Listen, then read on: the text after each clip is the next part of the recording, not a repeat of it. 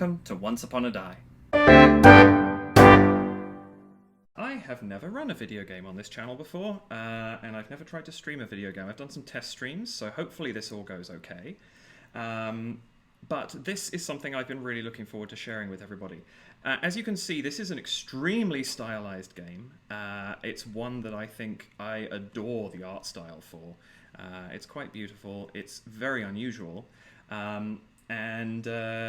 yeah, this is something I think you guys will get a real kick out of. I'll put the sound on in a minute. I've got it muted because there's music playing over this, but just while I was introducing myself and this game, I wanted to just keep that quiet for a moment. First things first, welcome to Once Upon a Die. This is normally a channel about solitaire board games and solo RPGs, but it's also a channel about storytelling, and that's why I'm putting this game up here. I've been interested in the idea of doing a video game for a while, but Where the Water Tastes Like Wine is the perfect game for my channel, because what it really is, at its core, is a game about how stories evolve in the telling. You will be discovering stories in this, telling them to other people, and then hearing them back again later, but they've modified, they've shifted, because somebody has put their own spin on it, and the story ends up being a little bit different. And that's kind of what this is all about. I love that as a concept, and so I thought this was the perfect thing for a first video game on this channel to share with you folks, and I hope that you're going to enjoy it as much as I do. First things first, you will see that this is it has resume written here. That I have played this game for about 2 hours about 2 years ago, and I haven't sort of got back to it since, and I've really been wanting to, and I actually stopped myself because I thought, you know what, this is going to be the perfect thing to bring onto the channel, so I stopped myself until I hit a point where I was ready to do that. So I'm going to begin anew and start this from scratch. First things first though, this is Where the Water Tastes Like Wine. As I've said, this is developed by Dim Bulb Games and Serenity Forge, and has been published, and the publisher's name has just gone, Good Shepherd, that's it. It's published by Good Shepherd Entertainment. Here we go, I guess. So I'm just going to bring the music up. I'm hoping I don't get any kind of issues with this. I've seen other streamers play it with the music on, so we're going to go in and we're going to get an intro video. So I'm just going to let that play, and then we'll join again once that is done.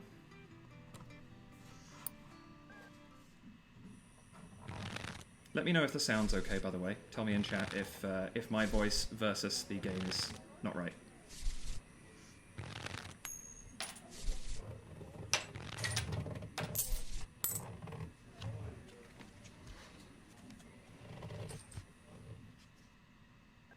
Night has fallen and you're weary from travel. Stars fill the sky above, and in front of you is a brightly lit wooden house. The only building you've seen for days. We will go to the house. You walk toward the house, hearing the sounds of laughter and talk as you reach the door and push it open. And we shall enter.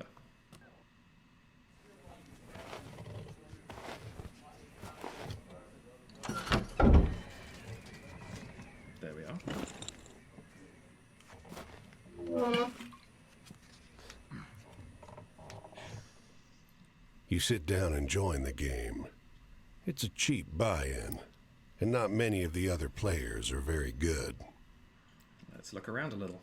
The lady fiddling with dice gets good cards, but has no real strategy. The man to your right seems to just hold on to the highest cards he has, regardless of suit or any consideration of matches. So they're not very good players. The man in gray across from you, though, he's good. He already had the largest pile of coins when you bought in, and while your winnings grow quickly, you can't quite catch him. Well, we're going to keep playing.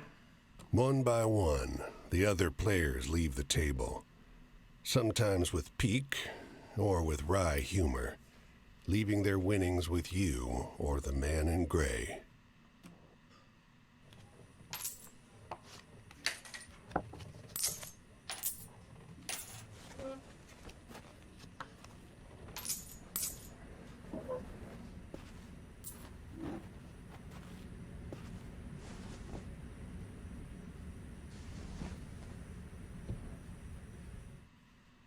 Finally, it's just you and the man in gray. He looks at you, full of humor, and winks. Last hand? Well, Ginseng could bring the voice and effects volume down. Okay, I will do that as soon as the game proper starts. I don't think I can interrupt the little sequence that's happening right now. So, I'm in. I mean, look at the hand we had. We had a spade royal flush. He deals, you draw, and look at your hand. It's good. It's great. The best hand, in fact. Mm-hmm. A royal straight flush. Spades. Aces high. Nothing can beat me. But the man in gray pushes forward his whole pile. You're not sure exactly how much it is, but it's more than you've got. You can't match that. Well, rats. The man in gray stops you.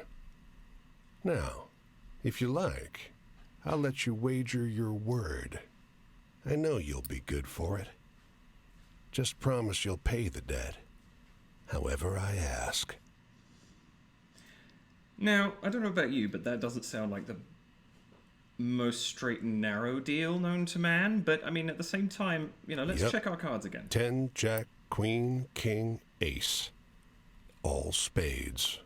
Seems good to me. You have my word. The man in gray smiles. All right, then. I'll call. Then you better show him, man in grey.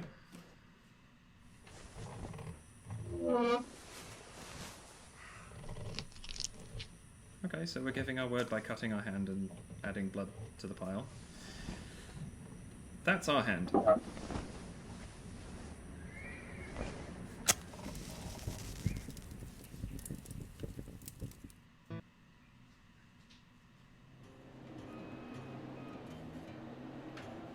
Well, your luck wasn't so good, was it? That's quite the hand, but not for the game we're playing. I'm afraid you owe me. Your life, sure, but more than that. Your labor. Well, that's rough. Also, you may be thinking I recognize that voice. Possibly. Maybe you're not. If you do recognize it, but you're not quite sure why, that is Sting. The man in grey is Sting. You see, this land is built on stories. It's one big story, this country, woven of many small ones. Few of the small ones are strictly true, and the big story is mostly a lie. All the stories and songs and myths and legends start somewhere, with a seed. As they're told and retold and passed around, they grow and change to become the stories we know. They do. Jen says we just made a deal with a direwolf. We did. That's generally never a good idea, I would think. But yeah, here we are. The Man in Grey is introducing the principal idea of this game. Stories grow and change. And that's how the stories that we know today have formed, and how the stories we tell today will eventually end up. To pay your debt to me, you'll be carrying stories. Finding the seeds first and then spreading them. Telling them onwards so they can begin gaining strength. This is no light task. Stories are heavy. I love that idea. Stories are heavy. There's a lot to them. Most of the stories you'll find will be small seeds. They might be true, but they'll grow wild and unbelievable with the telling. The more important stories are the true ones, the ones people will tell you about their own lives. Those often get lost in the weaves of the big story. The more true stories you can find and tell, the more you can weave that truth into the big story. Tarnish it a bit, perhaps, but isn't a dingy and battered truth better than a shining lie? Now, go ahead. You tell me a story. I'll trade you some information about your task. Okay, so here we have the layout of one of the key parts of this game. You'll see all these different tarot cards around the outside. Some of them we can select, which are highlighted, and some we cannot. These represent the stories that we have collected along the way. The 5 stories that we can tell the Man in Grey, I believe that it varies where they are. Like I had this guy over here, which is authority, I think. I had that the last time I played this, so obviously it changes which ones you can tell here. But the outcome of the 5 stories is the same, and the man in grey will always share the same 5 pieces of information with you. But briefly speaking, each of these cards is a tarot card, of course, so this is Justice, for example. And you'll notice underneath the card it says Choice and Morality. Those are the topics of story that might fall under Justice. And we get, during one of these interactions with a character, we can tell a story from each tarot card exactly once. So if somebody says to me, tell me a story about happiness, we get a shot at that point to pick one of our tarot cards that we think might have something to do with happiness. So the world might be a good one, desires fulfilled, wishes come true. Fortune, fate, and luck could be, but that might also be a story about bad luck. The Three of Staves, travel. Travel could be happy, travel could be sad, travel could be a bit more melancholy. You have to kind of judge for yourself what you think the right story is to tell. For the man in grey, doesn't matter. We just have to tell stories to get used to this mechanism. So let's just start out with travel. So tell the story of the northbound train blinking its giant eye as it crawls through the night. And it's just going to say, you tell the story of, and then repeat that Travel? information. That's your job. Wander from place to place, gather those stories and spread them. Okay, sounds good. People get bored hearing the same stories over and over. But an old cliché in one state might be a rip-roaring new yarn in another. Okay. So you'll now see that the Three of Staves has been replaced by this eye symbol. That means that tarot card is locked off. We can no longer pick a story from that during this interaction. I'm just going to work my way down because I don't think the order matters here. Tell the story of the endless series of doors of different kinds, each leading only to more doors. You sometimes have to make choices about what kind of story you're finding. Is it a love story or a tragedy? Don't gather too many of one kind, though. This grand story needs variety. So that's a salient point.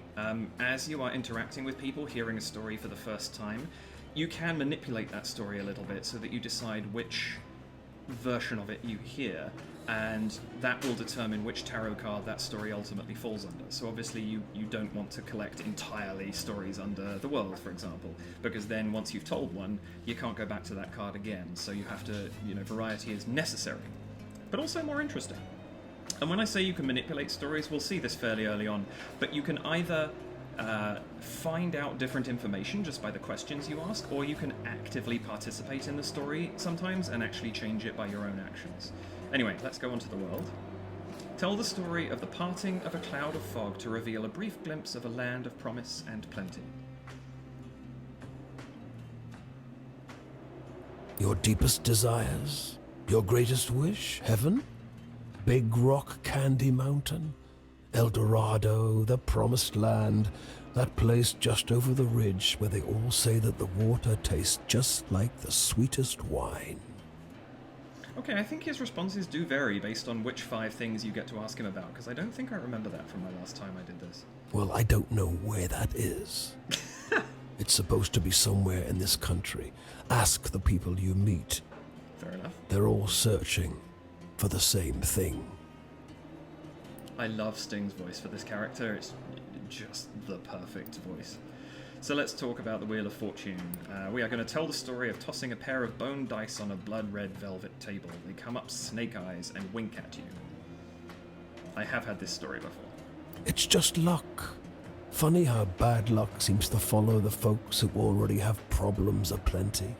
Well, try your luck out there in this country. See how the dice treat you. It's not all bad. You'll have to work hard, but I'll give you the gift for seeing the true shapes of people. Not many who can do that. Interesting. So I wonder if that's what's happening here. We're seeing his true shape in the shape of the dire wolf rather than a person. This is his personality expressed. And this is the tower, death, change, endings, and moving on. Tell the story of a black and grey city where every building is filled with desiccated corpses. It's grim. I'll strip away your flesh to make the journey easier, but still you'll feel pain. Hunger, weariness, thirst, and despair. They're all part of stories, a part not often told. So why is he stripping away our flesh if we're still going to feel everything else? That seems a little weird. And death, yes. But don't worry. As long as your task remains, you'll come back.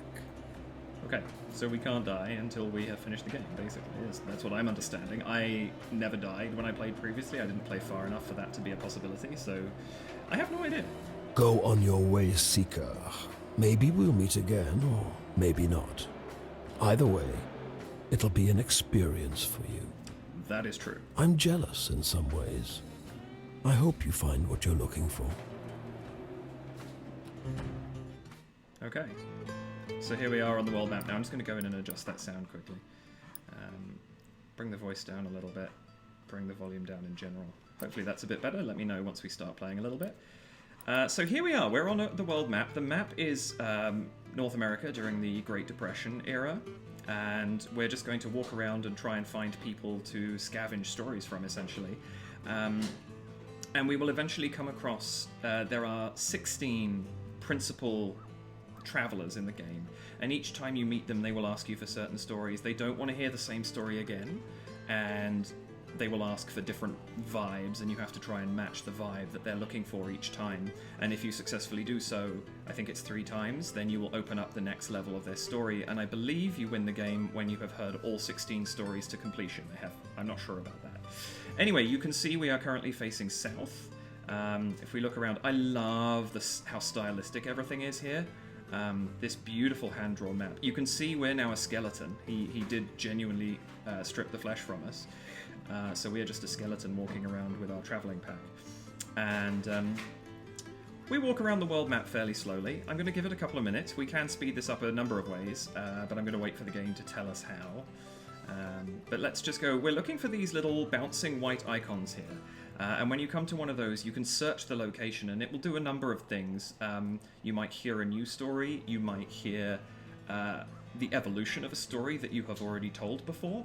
And I think stories only evolve... I'm not sure about this, but I think they only evolve when you have told them to one of the principal travelers. Not sure about that. Jen says, I wonder if the direwolf would like an ear scritch. Fair. After you. Incidentally, if you may recognize the voice of everybody in this. All the voice actors have done really, really cool work. The narrator, the voice I know him best for is Thane Krios in Mass Effects 2 and 3, who is a character I absolutely loved the voice of in that. He's a great voice actor. There's a couple of... Ashley Williams from Mass Effect, her voice actor, is also in this game. I haven't met her character yet when I played previously, but we'll see who we come across. So let's find out what this is all about. So we can search here. This bungalow is being ransacked. There's furniture piled in the front yard, ammunition heaped under the mailbox, and a crowd of clean-cut men ripping apart a car in the driveway. Strange indeed. It's this little circle here. This will show you that as we continue the story, we might be able to affect what image is there, and that is the tarot card that the story will nestle under when we finish it. So right now it's going to be under, I think that's justice? I can't remember, but it's the authority topic. So we shall say that is strange, because it is. The 2 heavily armed, mud-caked women leaning over the porch railing share the same bored grin. One shouts at you.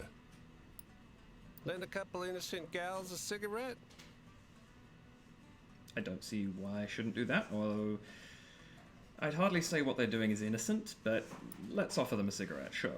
You're about to hand her a smoke when those men draw pistols and shove you hard into the dirt. Okay. You know these girls? No, I don't. They demand. Once they've dumped your bag out into the road, they decide you're harmless. If you were selling booze too, you'd have a lot more cash, sneers one. On the porch behind him, The two bootleggers are fingering their empty rifles, grinning in disappointment. So I don't know what happens if we don't give them a cigarette, but as it stands, we were unable to affect the tarot card, so we're just going to accept it like that. So I'm going to say move on. And we have a new story. The women arrested for bootlegging. Now I need to remember what the key is.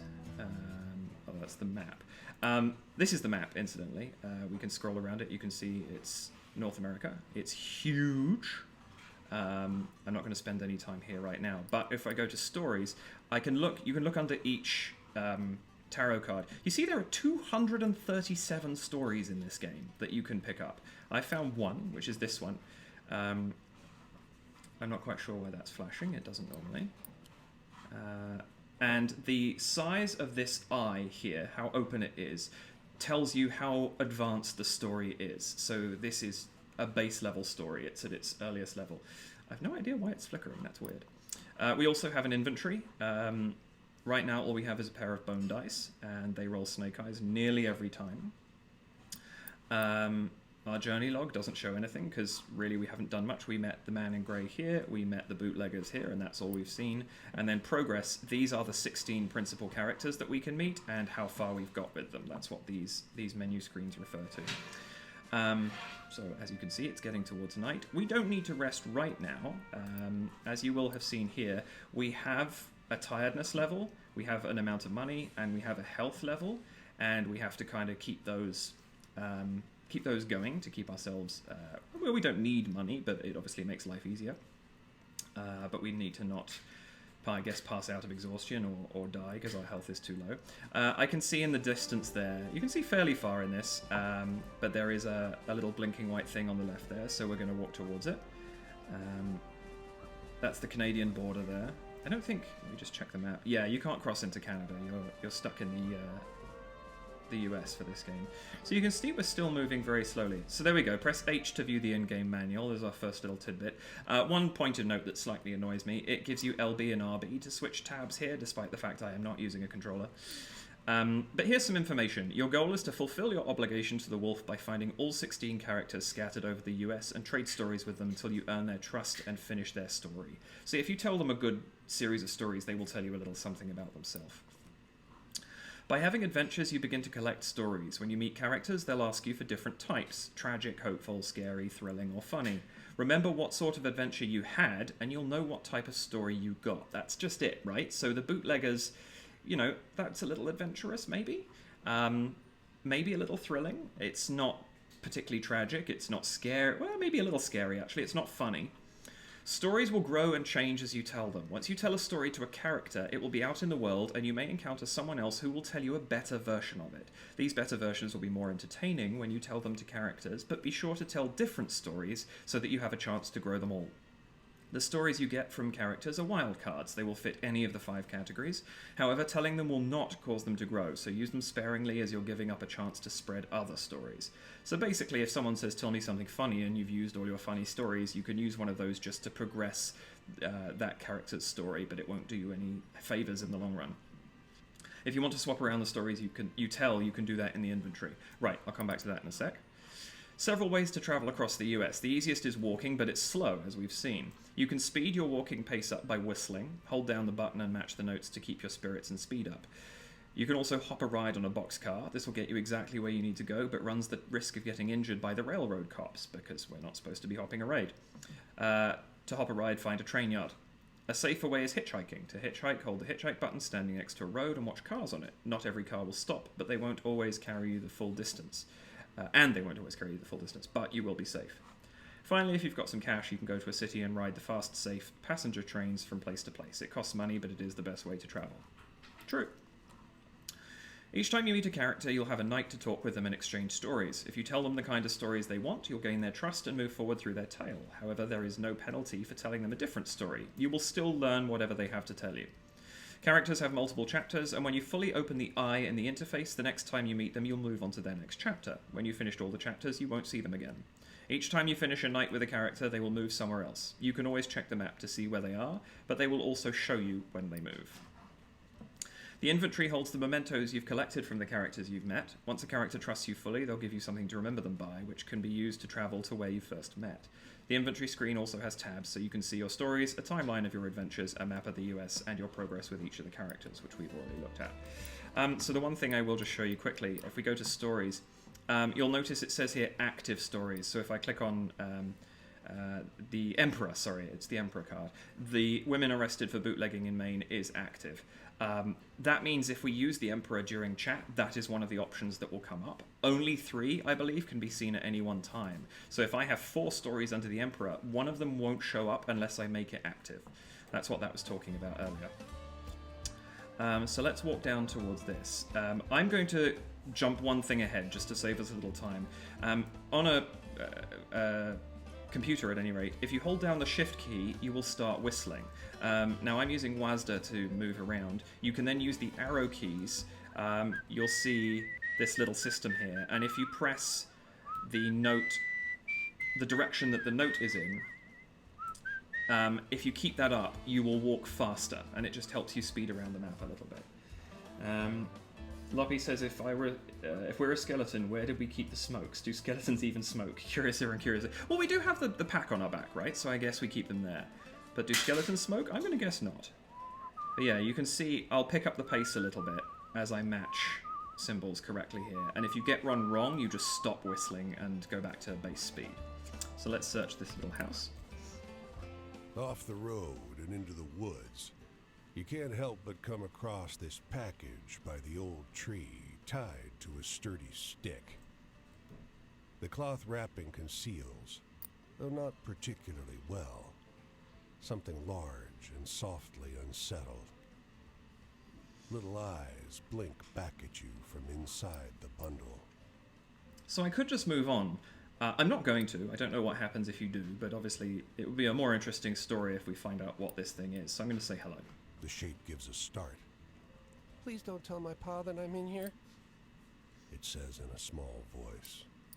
Why not? Pa doesn't want to live with us anymore. But I want to go with him. Don't tell him, please.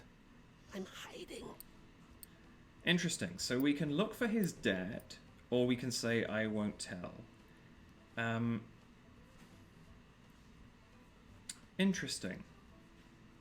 Now, I said I won't tell on the previous one, but I'm curious to know what happens if we look for the dad, so I think I'm going to do that. You can see here the icon is changing in the middle. That is allowing me to change which tarot card this story falls under. There's probably a gaming thing there to deliberately picking stories where you don't have so many so that you have variety. I'm going to look for his dad. His father must have been here at some point, but you sure can't see him now. Please go. He's coming back any minute, says the boy, growing agitated. He's going to see you talking to me. Please, go!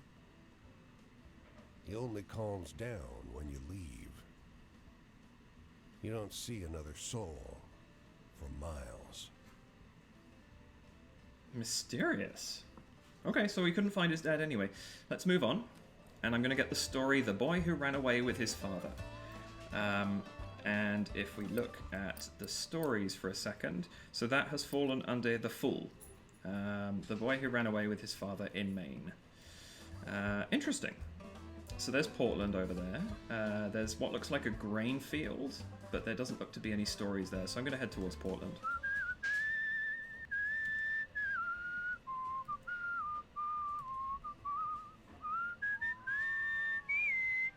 Just going to keep trucking along here. So we could potentially be hitchhiking, but I'm not seeing any cars pass by, so I don't know if there actually is anyone there where we can actually hitchhike. Oh, pardon a little bit of stutter there. I love the fact that the the world is dynamic. The clouds pass over you as you play and things like that. Let's find out what stories we have here. Oh, not quite close enough. There we go. They don't come every year, you know. The old man is sitting at the edge of a rotting old pier, crooked legs dangling over the water. He watches a pair of seagulls preen and groom each other on a rock just off the shore. So we can just sit and watch the seagulls, or we can ask him what the deal is.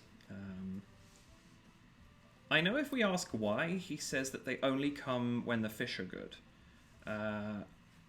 So I'm just going to watch them and see what happens that way. They seem to wait for something together. fidgeting and rubbing against one another. And when they fly off, they fly together. These same two, have been coming here ever since I was a boy, the old man says. Really? He watches them fly away until their bodies are dots vanishing into the low sun. Always the same pair. Wonder what keeps him coming back to this town. He shrugs. It must be home. Let's move on. So we get the story of the seagulls and the fishermen. That's interesting, because he definitely says they only come when the fish are good if you ask him why they're not around, so that's a different version of the story. Do tell me if the sound is still okay, now we've got some more singing going on. I want to credit the music in this game, it is so atmospheric. Also catchy as all get out. This is one of those rare occasions where I haven't done it yet, but I'm not even sure if it's available actually, but if it is, I'm very tempted to go and actually add on the soundtrack to this game so that I can listen to it outside, because the music is so great. Anyway, let's see what's happening here. The woman walks the small town square with the poise of Betty Davis. A confident stride and inimitable mannerisms elevating the sidewalk into a plush Hollywood carpet. And wrapped around her neck, a yellow velvet ribbon, bright as an ocean sunrise. Let's ask around. You question a well-dressed man parked outside an oyster house. Prudish woman. I took her on a fine date and she didn't remove so much as a ribbon. Excuse me, can you step back from the coupe? That's the spirit. You decide to seek a second opinion. Fair, that seems a slightly biased and jaded view. Let's ask around some more. You talk with a waitress smoking outside a diner. Something funny about her. Just showed up one day. Doesn't work, doesn't live anywhere as far as I know. Just around. Myself, I'd love to know who made all her beautiful clothes. Could approach her, but I'm interested in just asking around more because we're getting such varied views. A longshoreman watches stevedores load up a crane. Yellow ribbon? That woman's dead. Ghost dead. Buddies of mine, they've seen her all over the Atlantic for decades now. Okay. That's not what I was expecting. Alright, well let's move on. The elegant woman in the small town. Now you'll see that icon above our head, that shows that we're getting a little tired. It's not a problem yet, but I guess it will become eventually. Now let's just get these lighthouse guys and then we'll move on to the main city. You can see storm clouds on the horizon, and you don't relish the thought of being caught wandering this rocky seaside road in the rain. Fortunately, you find the lighthouse door open with a daunting staircase before you. I'll bet. I've never climbed a lighthouse, but I'm guessing that's a long way. At the top of an ornate wrought iron spiral, you're breathless and feeling the strain on your knees. Rain already batters the walls outside. You can only knock on a heavy wooden door leading into the upper level. Muffled voices and light seep in beneath the door. Let's put our ear to it. Yeah, Jen says a long way and a very tight spiral staircase. Yes. Looks like we got a visitor. Oops. Sounds like a man's voice, deep and rough. Well, behave yourself. I'll open the door. Another man, this one with a higher, more sonorous voice. I always behave myself. He feigns indignation, but his tone betrays affection instead. Okay, let's wait a little. After a moment, the door unlatches from the inside and opens. The man before you is tall and muscular, with a hint of a paunch beneath his wide chest. The heavy iron knob on the door looks nearly dainty in his huge hand. Didn't want to be out in this rain, did you? Come in. Yeah, being out in the rain seems like a bad idea. Let's step inside. Despite the rough exterior, this room looks like a well-appointed parlor. There's a rug on the well-trod wooden floor and an enormously plush couch. And sat upon it is a stocky fellow grinning through a great hazel-colored beard. Tea? He offers, hoisting a teapot. Been here long, or it must be lonely up here. Interesting. So, it must be lonely up here, that's a fair point, but I'm going to say been here long. A few years. The tall one sits on the sofa, wrapping his arm casually around the other lighthouse keeper. 5, says the smaller, but by no means small, man. That long? Time flies. We traveled together before that. You must have some good stories from the road, huh? Yeah, Timmy says hi. I adore that the first thing they offer you is tea. Yeah, I mean, it's appropriate for me. Well, you know, I have some stories. You wake up the next morning on their old sofa, still warm from an excess of tea. And cakes? There might have been little cakes. Prodigious snoring rumbles in from the floor above you, and you quietly take your leave. That's potent tea, apparently. Let's move on. The 2 lighthouse keepers. Okay, so I'm getting a little tired. It's probably a good thing that I can see a city over there.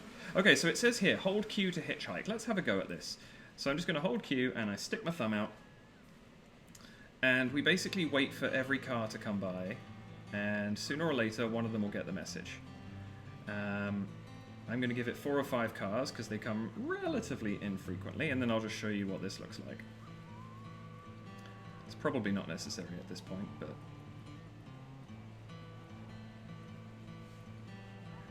I feel like this is pretty much the experience of trying to hitchhike, is nobody really pays any attention to you.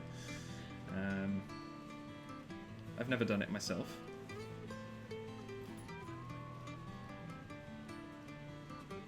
Anybody?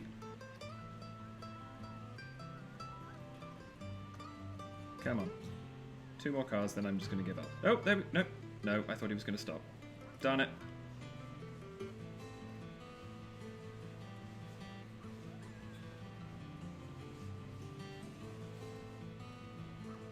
Wow. Literally nobody is stopping for me. Usually I find within 5 cars you've got somebody... You can walk with your thumb out. Doesn't make a difference. We're so close to Boston, I'm not going to bother. So let's just cross over into New Hampshire. Okay, so we've got a couple of stories we can pick up. That campfire in the background is a principal character. I want to pick up a couple more stories before I go and say hello, just because it will impact what you're able to... how much you're able to do with them. So let's get this story. A dusty truck and a man on horseback pull up next to one another in front of the grocer. Suddenly, the driver and the rider, 2 wiry old men with identical haircuts, start shrieking at one another. Sorry, I'm just laughing for Jen's comment in chat. Welcome to New Hampshire, 2 minutes later. Thank you for visiting New Hampshire. Yeah, we just passed through pretty quick. So, we have 2 identical-looking people who start yelling. Interesting. What is going on? The man with the truck leaps into the street. Brother! He shouts. The one on the horse tumbles out of his saddle. Brother! He screams. They embrace in the road. 30 years! Hollers the driver. The rider, tears streaming down over his face, corrects him. No! 32! Oh, wow is right. Everyone here is watching these 2 older men cry and hug one another in the middle of Main Street. Cars and wagons are backing up. People are yelling. Take a photo of us! The driver begs you. Starts hauling a tripod out of the bed of his truck. So we can say cheese, or let's get out of the road first. I want to go for this partly because I don't think I've got that logo, or did I just pick that logo up? I can't remember now. But I don't think taking a picture in the middle of the road is a very good idea. So let's get out of the road first, shall we? As you usher them onto the sidewalk, the driver says, Joe, I thought you were dead. the rider freezes. Joe? He blurts. I'm not Joe. The two men stare at one another, each slowly recognizing something alien in their mistaken brother's face. Interesting. The two men who each mistook the other for his missing brother. Whoops. There's a story over here, and then I'm going to go into Boston.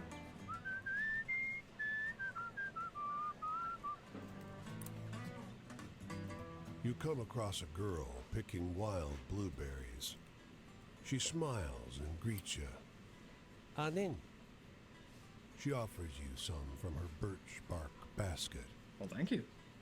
You reach in the basket for blueberries, but pull out a handful of small, smooth stones, all the colors of the rainbow. The snickering girl runs into the trees as fast and light as a rabbit.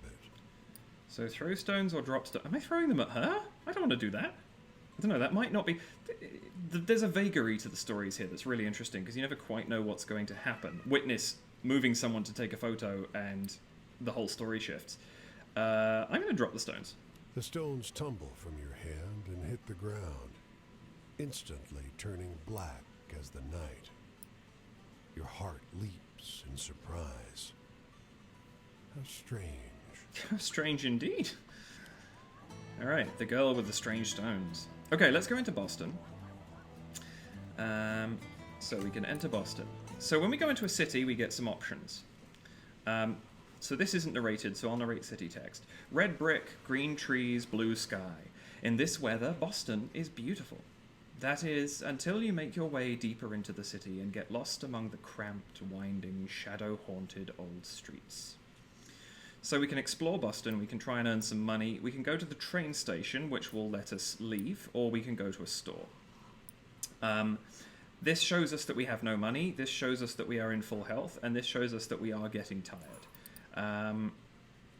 I think first things first, I'm going to explore. This city is like no other you've been to. Crooked streets splay out in a maze of narrow passages, no two alike. Soon, you find yourself in twilight, utterly lost. Bright light crests around one corner, a car approaching. So we can keep on walking, or we can hail the cab. I'm going to hail the cab. Compelled by the cold and foreboding night, you don't question it as you drag your bones into the cab. But you realize immediately how strange the vehicle is. It's a sleek thing, like a shallow parabola gliding over the street. Can we just talk about the beauty of the language they use in this game? Oh, love it. Look at the driver. Where to? He asks. You have to stop and think. Eventually, you name Boston Common, the only landmark you know in this town. He peels off silently.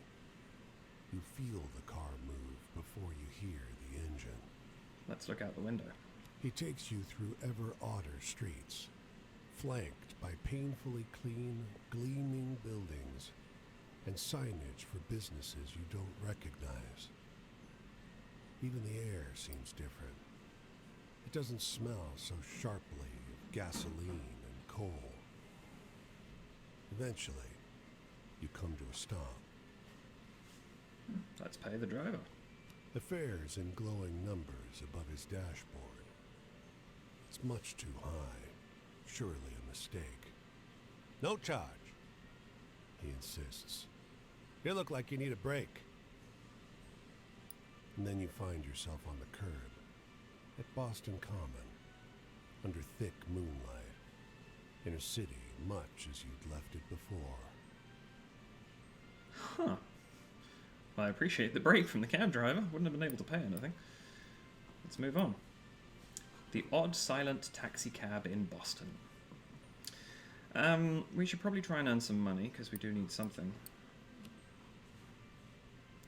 You wander the streets of the city looking for a way to make some cash. So we can panhandle or we can look for work. Let's look for some work. Miraculously, you're one of the first people in line when this factory's doors open. You join a crowd of people streaming through the machine room towards the back. When the doors to the furthest storage room open, though, the folks in the front ranks recoil. A few even scream. What the hell? You want to get paid, don't you? Shouts the foreman. Get in there! Get in! The folks behind you shove forward, and soon you're pushed inside. Holy shit. This room is full of snakes. Obviously the visuals will be there, but I will take out the more gratuitous language. Just for the sake of, you know... I guess it doesn't really matter, but... Let's stay on work. It sounds terrifying, but let's stay on work. Grab 'em! Shouts the foreman, passing out nets. They're harmless. The remaining workers get over their fear and start scooping up snakes by the netful. The beasts hiss pathetically. You dump them into a chute in the far wall. This better pay well, yeah, right. It does pay pretty well. During lunch, you rest on the warehouse floor. The snakes pile up in a corner and watch you, all with enormous suspicion. It's then that you glance out a window and notice a fading logo on a sign outside. Sylvester Brothers Fine Boots. Poor snakes. Yeah, poor snakes indeed. Move on. That was dark. Okay, so we have an option at the store to buy some stuff. We have a full sum of money right now. We can use half of it to buy hot apple cider, clam chowder, or a Reuben, and all of it to buy orange juice. And you can see on the right-hand side here what it will improve. So the hot apple cider or the orange juice will affect our tiredness, where the Reuben and the clam chowder will affect our health. I'm just going to spend half on some hot apple cider. Money goes down, tiredness goes, well, up? Not sure. The aroma is incredible. You almost regret drinking it. Yeah, I definitely enjoy me some hot apple cider. Jen says, but snakes are cool. Poor slithery friends, quite. Alright, I'm not going to go to the train station because I want to stay where I am, so I'm going to leave. Let's turn around. Now that I have that last city story, let's go and visit character number 1 for this game.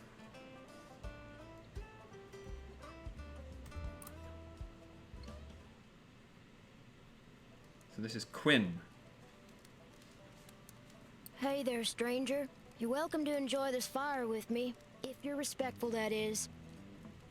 So every one of the 16 characters, I may have said this already, but each of the 16 characters has their own voice actor, and they've all done a bunch of stuff. Let's see if I can pull up a list while Quinn is talking. This here is my spot, and I ain't inclined to share it with any bad characters. You can call me Quinn. That seems fair. I don't think I'm a bad character. These here are my venturing companions. Cass is the big un, and the one with the spots is Flip. Oh, they're so cute. I usually beat my way on the rails, but the road news said this town was fat, and the weather was fine. So I'm taking in the sights and seeing what I can drum up. You got any happy stories? Okay, so we're about to give Quinn a story. I just had a look. This is Melissa Hutchison, who is Quinn's actor, who has done a lot of stuff with Telltale games. She's actually Clementine in the Walking Dead Telltale game, amongst other things, but that's the big one that stood out for me. So, happy story. What do we got? So here are all the stories you've collected so far. They're organized by subject because the boss likes the tarot cards. Okay, so the crow, incidentally, is kind of like the help that comes up during the game. This is the subject of each story here. So the High Priestess, the future, as I was talking about earlier. If you tell this person a story about love, for example, they will tell you something from their own life relating to the subject of love. Poor things. As the night goes on, this icon will move from right... I can't talk today. As the night goes on, this icon will move left to right. When it reaches the right side, the night is over, and so is your storytelling. The person you're talking to will usually tell you where they'll be next, so you can find them again.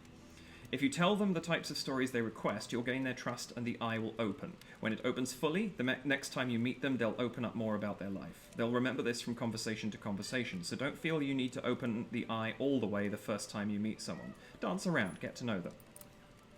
That's interesting, because you kind of... it's almost gut instinct when you're playing a game to progress the game as fast as you possibly can, but this kind of indicates that's not necessarily the best move. So, Quinn wants a happy story. The past and memories tend to be a little bit more melancholy. What have we got? Family, that's the brothers. No, that's the seagulls and the fishermen. That's probably not happy.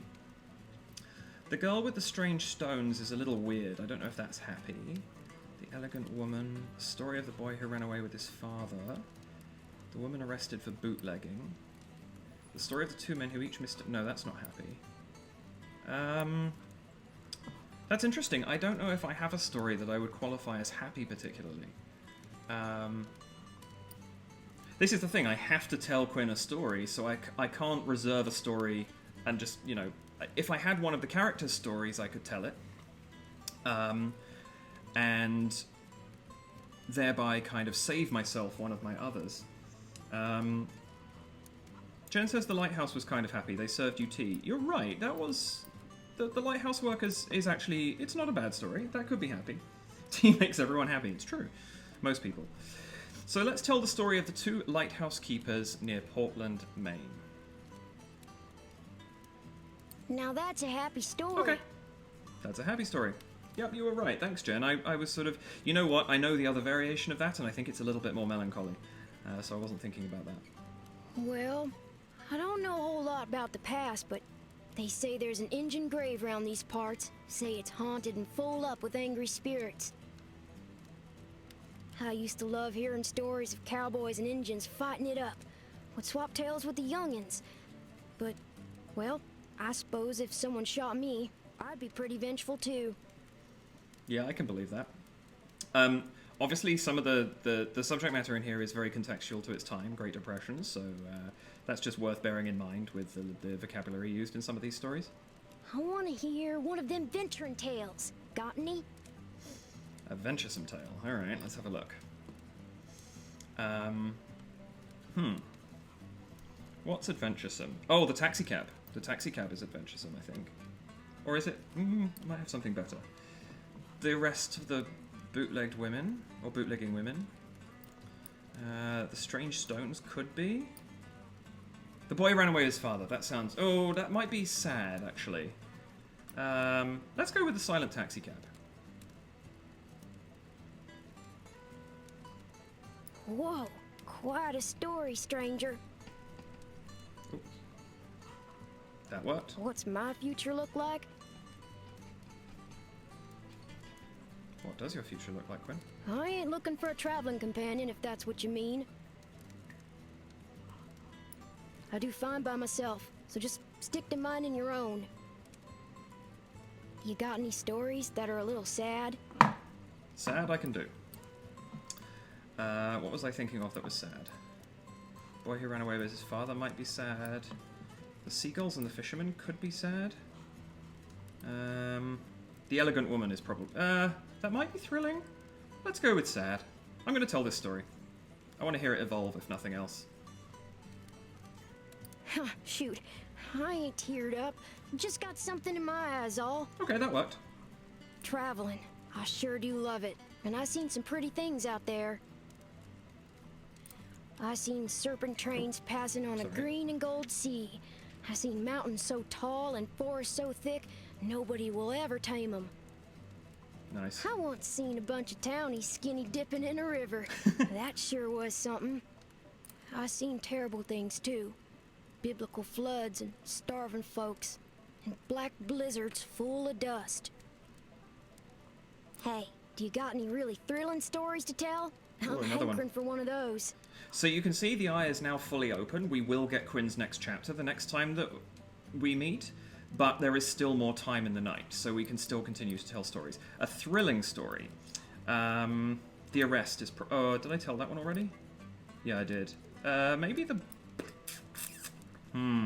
So I have 4 options. Yeah, the women being arrested. That's what I was looking for.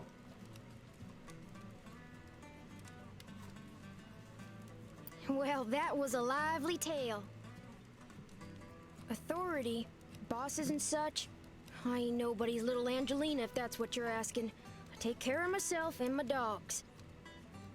I don't need no jocker looking out for me, so if you're offering, don't. Shoot, I thought I told you to be respectful. You want to keep enjoying my spot or not? Think about that. Hey, tell me one of those exciting stories. Exciting, okay. The strange stones, the seagulls, no. The boy who ran away with his father. Let's go for the strange stones. No, that's not exciting. The boy who ran away with his father is exciting. Well, that sure was a downer. No. Give me a good venture tale instead any day. So that's the thing, right?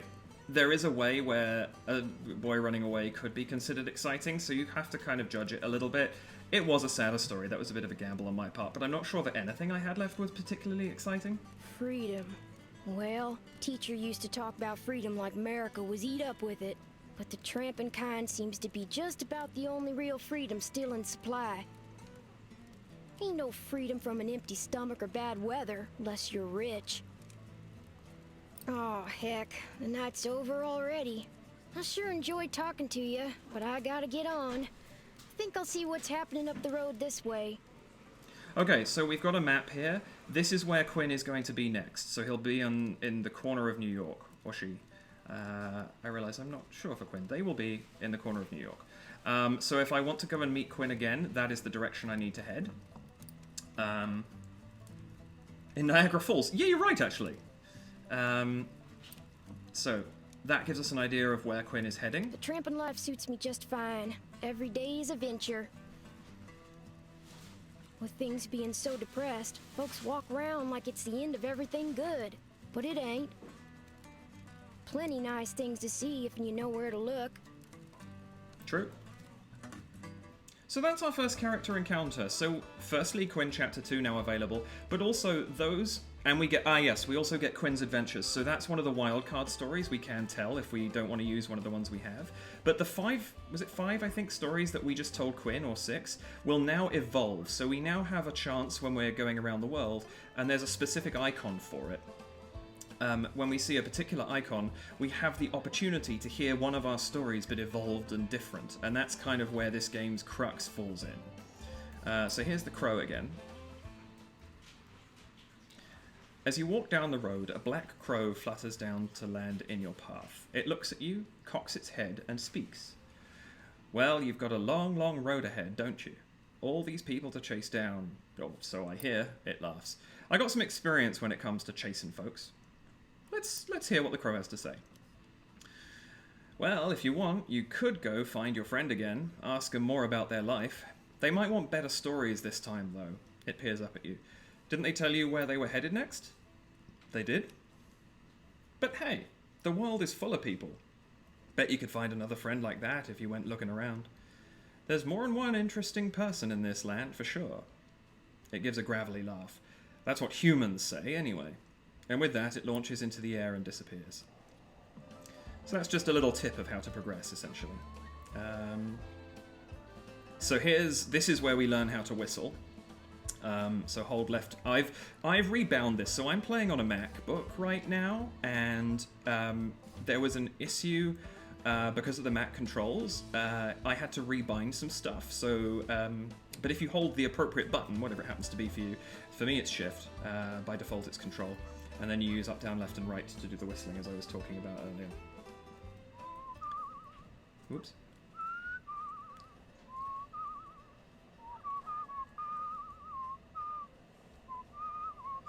Okay, so here on the left we have a new story. There on the right-hand side of me you see the eye icon.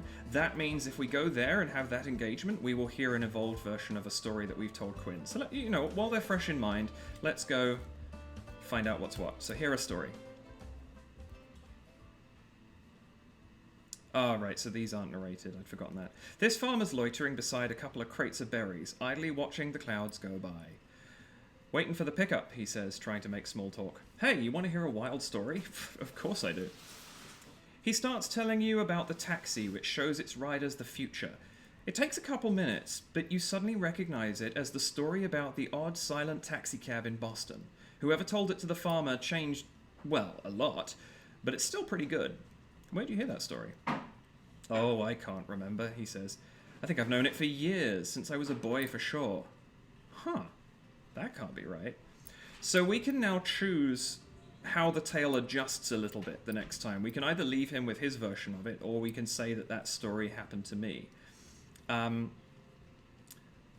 The man in grey was talking about a tarnished truth being better than a shiny lie. So why don't we say that it happened to me and tell the truth?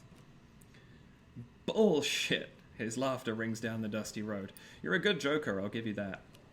So, doesn't make a difference. But the story grew in the telling. It's now the taxi which shows its riders the future.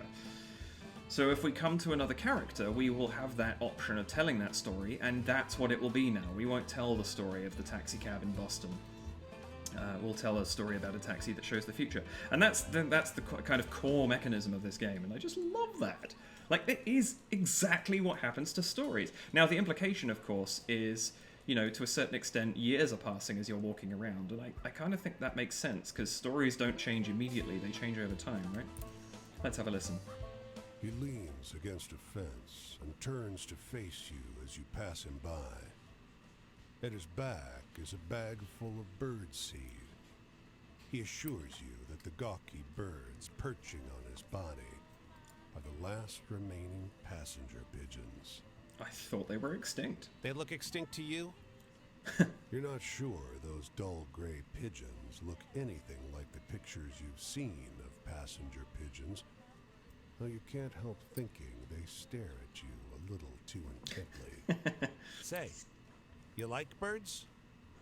I'm interested to see what happens anyway, but I also want a love card, so I'm going to say sure. They're lovely creatures. Guileless, really. Hunted damn near to extinction, weren't you? He strokes one of his birds under the chin. You think you see drips of blood flecking the creature's dirty gray head. Excuse me? You sense it's about time you start moving on. You be kind to the little birds now, you hear? You hurry along the road, though the flapping of ungainly wings seems to follow you for hours. Okay, I said excuse me in the wrong tone of voice there, but I thought we were going to question him about the blood. Loppy says murder birds? Possibly. Let's move on. The Pigeon Keeper. So I think I went a different way when I played this book. I think all of these stories start in the same place. Because all the stories I've come across so far were the ones I came across at the beginning, but I don't think I came down to New York. I think I headed east, or west, I guess, from here, because I don't remember that story. Let's bypass New York for a second. Let's go and see what's going on over here. Is that the crow, or is that a story? It's a story, I think. No, it's the crow. A jet black crow alights on the low branch of a twisted tree. Look at you, it calls. Think you got some good stories already? Well, I heard better. Much better. It seems to wink at you. Want to hear my tricks? Sure. These are basically tips, I think, so let's ask about stories. The ones you got now, pathetic stuff. You tell these stories around and they'll come back more exciting, more satisfying. So always listen to the stories other folks tell. Their tales are less true, sure, but more useful around the campfire. Yeah, that makes sense. The boss has a point about the true ones, though, the crow admits. They're extra interesting. You learn a couple of folks' true life stories and everyone will like them, no matter what kind of story they think they want to hear.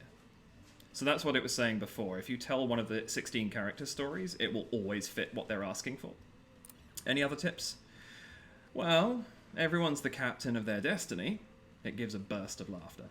Ain't no bootstraps in the world that can save you now, but the choices you make, they change the kind of story you can tell.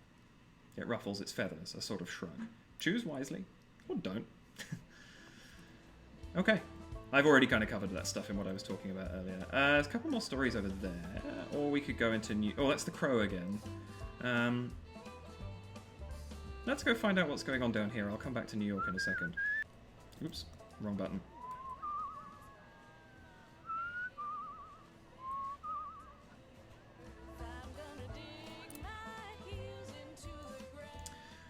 You notice a black crow sitting on a fence post, watching you with unsettling intensity. Hey, it blurts. Hey, friend, hey! You hear about trains? It gives a throaty cackle. Locomotion, that's the life. I got some good travel tips here. May as well. You ever ride a train? It asks. With your budget, you'll need to hop on at a train yard, though. Fast and convenient, but the railroad bulls really don't like it when you ride in the empty boxcars. If you get caught, you'll get beaten. It hops and pecks at something on the ground. On the positive side, maybe you'll meet someone to trade stories with. But if you don't like the sound of that, you could hitchhike. Find a friendly car. It laughs. I feel sorry for you landlubbers. No wings, just motors. You can't even cross rivers when you want to. Only at safe crossings. Valid, you cannot walk across a river in this game, you have to find a bridge. So it kind of gatekeeps where you can walk. Oh, I just got a bing. I'm assuming that was from Twitch. But I can't see what it was.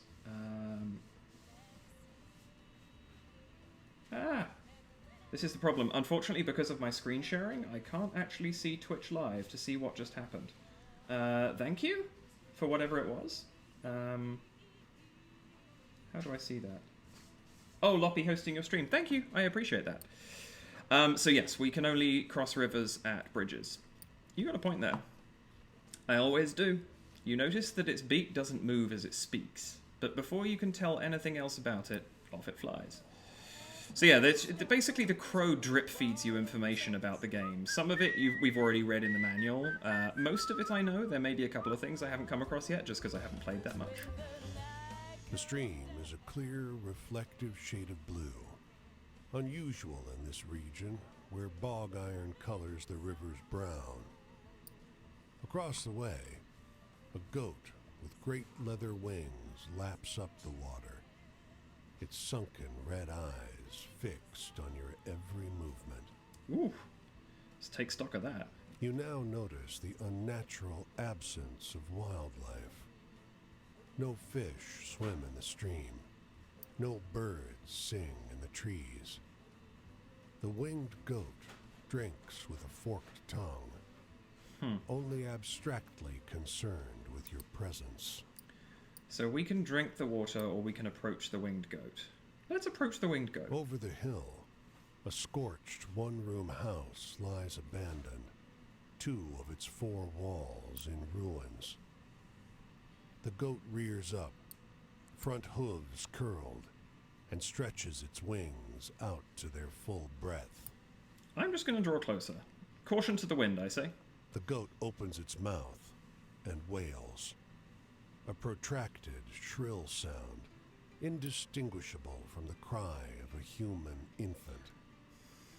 It only begins to stop when you take several steps back. Okay. The winged goat doesn't follow. Instead, it lies down inside the burnt house, surrounded by portraits of a large family, glass frames stained brown from smoke. Okay. Let's move on. The Winged Goat by Pristine Water. Huh. So I could go to New York or to Philadelphia. There's a campfire over that way. I think a couple more stories would be good before I hit that, so let's just quickly go back to New York and get the town story there.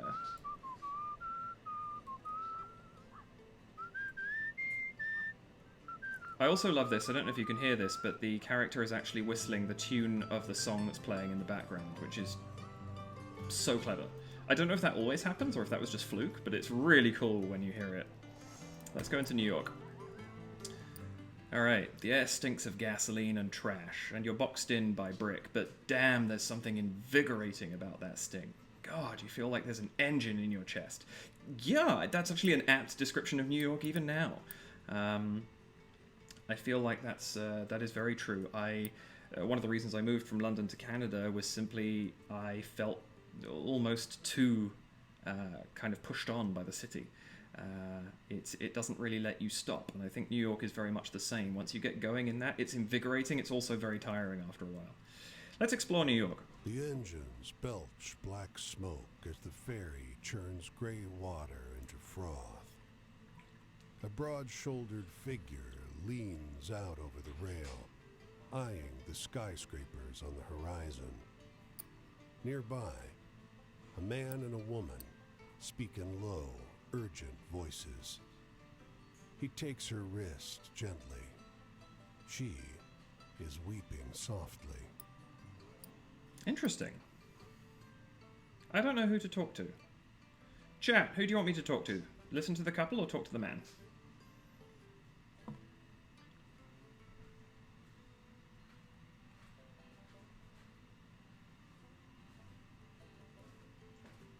See what everybody says.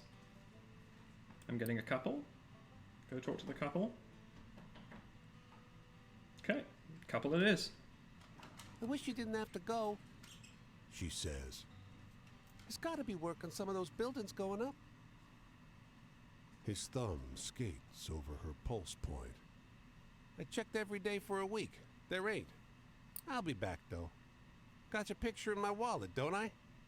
It's not forever. Okay, I'll keep listening.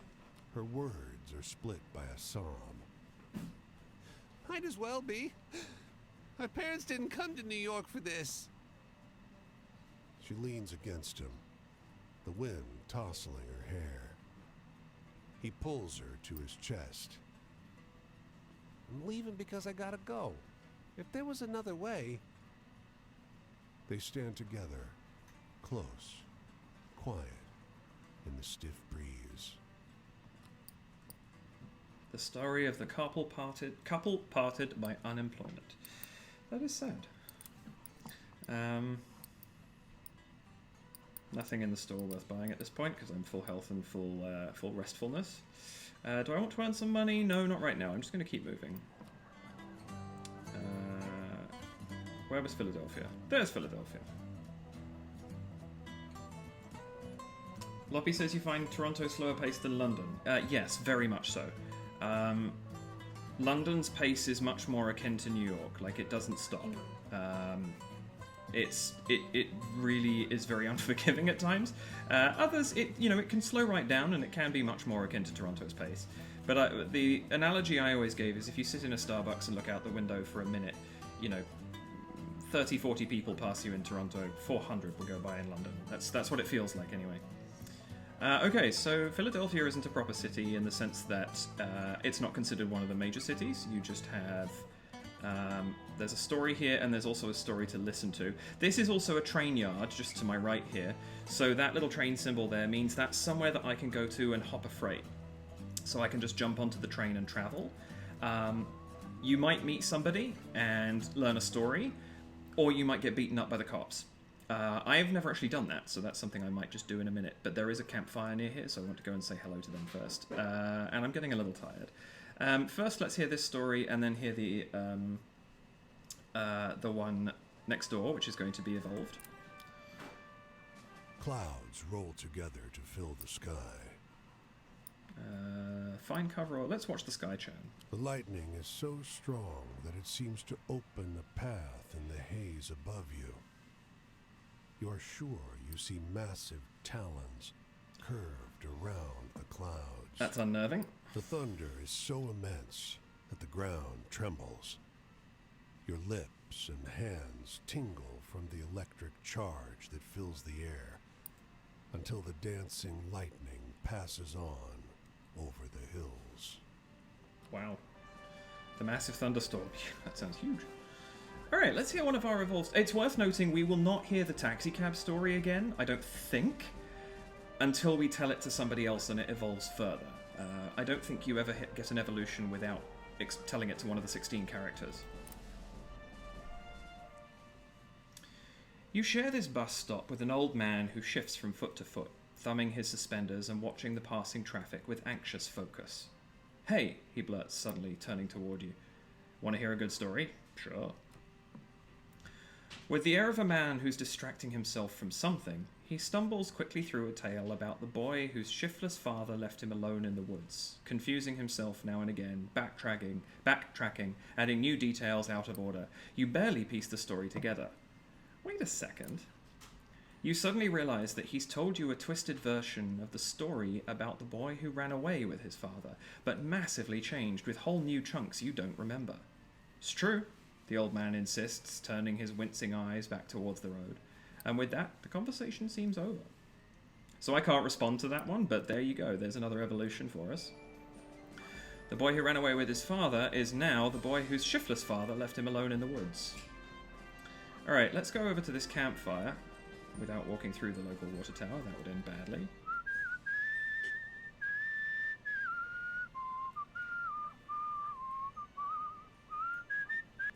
Okay, let's see who this is. Camp.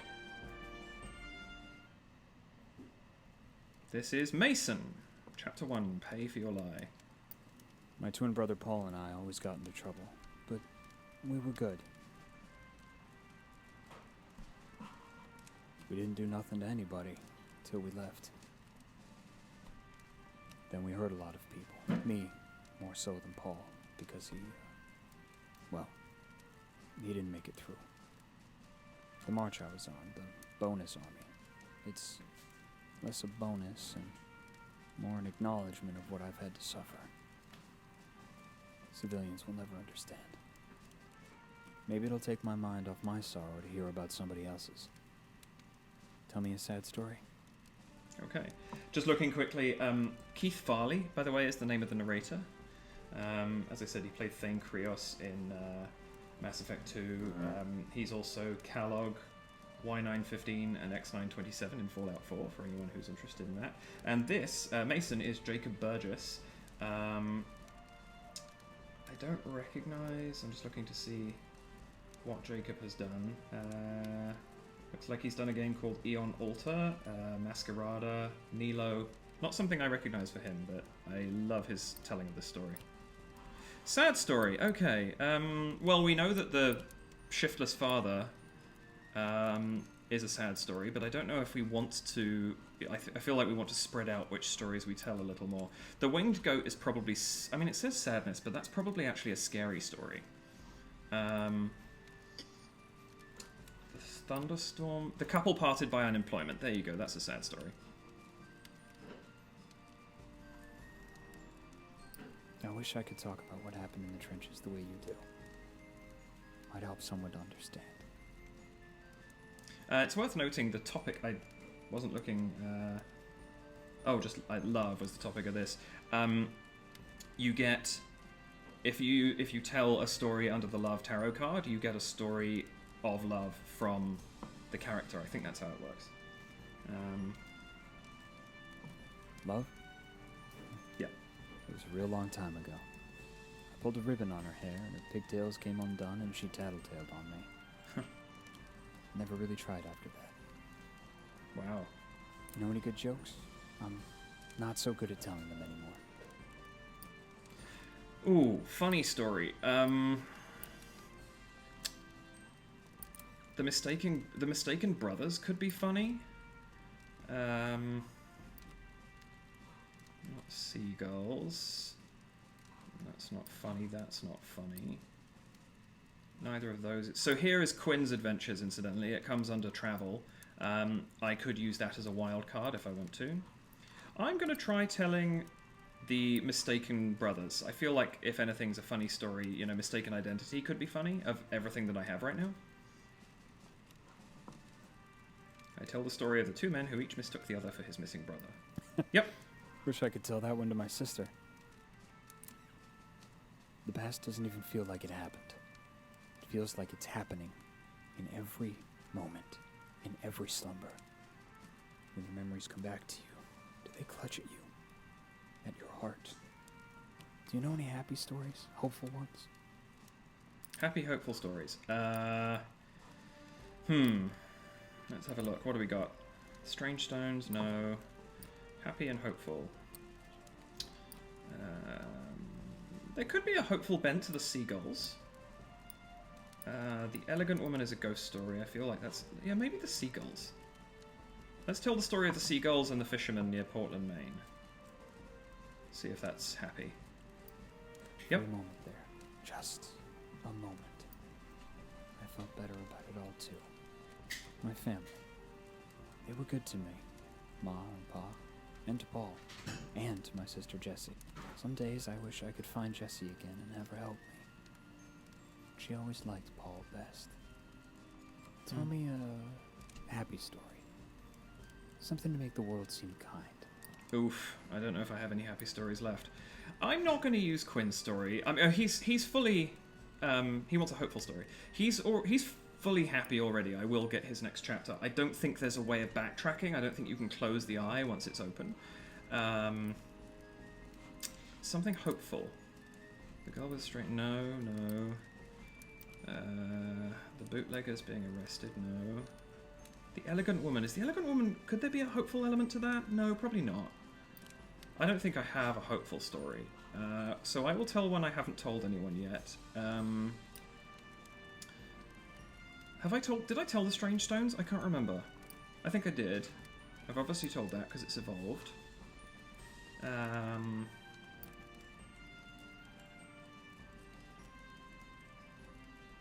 Being left alone isn't. You know what? Let's just tell the winged goat because I want to evolve it. This isn't hopeful at all, but... I don't really scare at that stuff anymore. Sorry. Mods say that we only get as much sadness as we make. Paul's ghost is providing me a little extra. So anyway, tell me a funny story? You seem like you know a few good ones. Funny story. He wants a funny story. Do I have a funny story? The arrest isn't funny. Neither is the taxi. Strange Stones isn't. The thunderstorm isn't. The elegant woman isn't. And the shiftless father isn't. Let's just tell the thunderstorm and evolve the thunderstorm.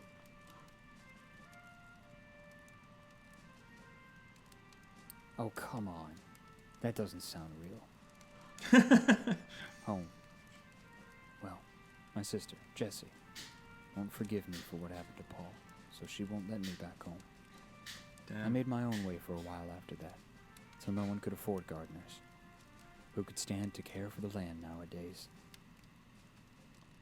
Here's the sun. I've got to go. I'm headed up the road this way. Will our paths cross? Okay, so he's going to southwest Pennsylvania. Yeah, we'll probably head that way at some point. I'm not going to rush it. Days come and go and the terrors return. They'll never be able to pay back what they owe me, but I'll always keep at 'em. Fair enough. What about you? Is there something somebody owes you? Interesting. So I've unlocked Mason's chapter 2. I did see another fire in the distance. Mason's loss is now a story. Right, there's another campfire over there. I could head for that, but I'm going to try doing something different. I'm going to go and hop a freight.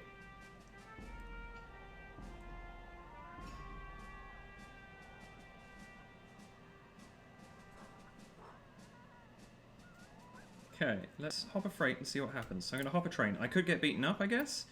Or I might... Reading Railroad. Oh, I can't read that. That's not helpful, but I'm guessing it means travel, so let's just do it. Maybe I'll meet someone and get a story. Who's to say?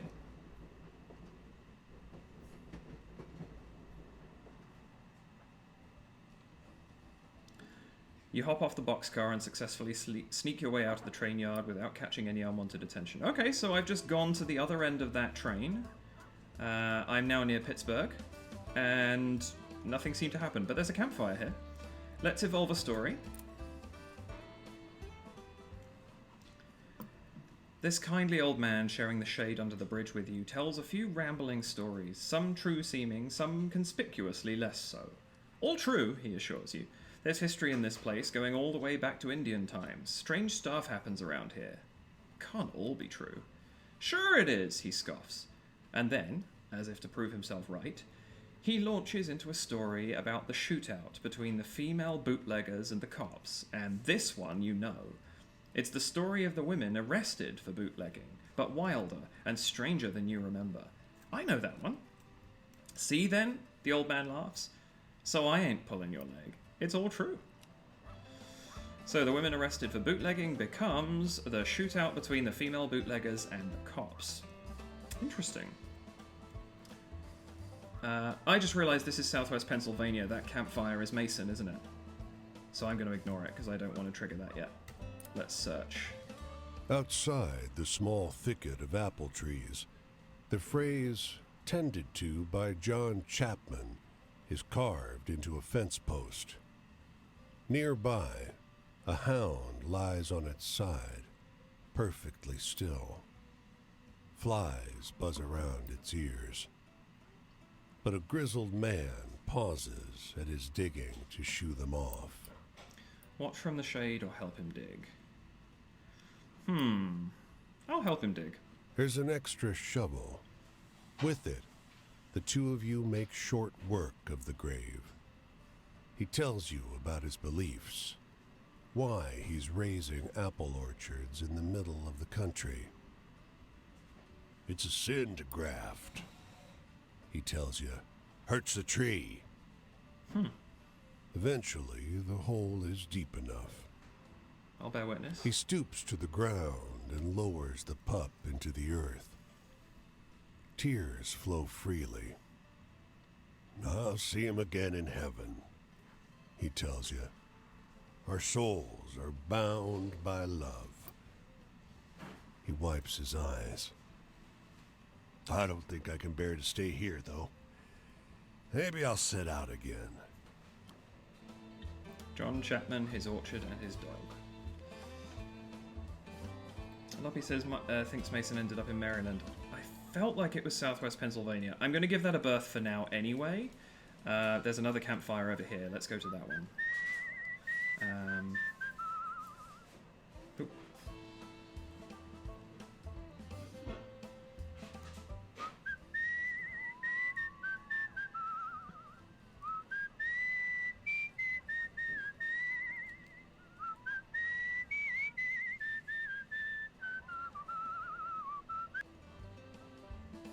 So here's Cleveland. We've got one more story. I'm just going to collect this and then I'll go to the campfire just so that we have more to say to whoever that might be. Stacks of suitcases grind the parked Model A deeper into the dirt. An extended family inside defies the carrying capacity of the vehicle. The driver leans out the window. Want this? He swings a violin around by its neck. 10 bits. We need it for gas. You hear a muffled pounding from somewhere within the car. Interesting.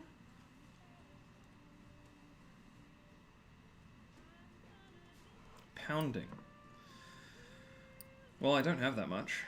6 bits, then. We need it for gas.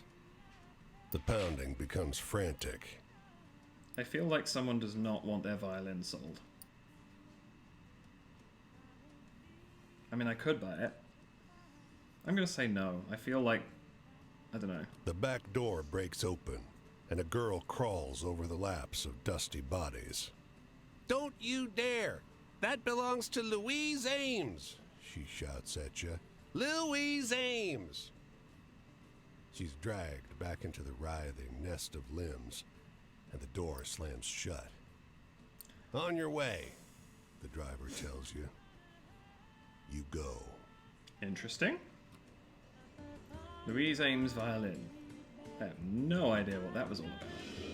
But let's go and see whoever this is.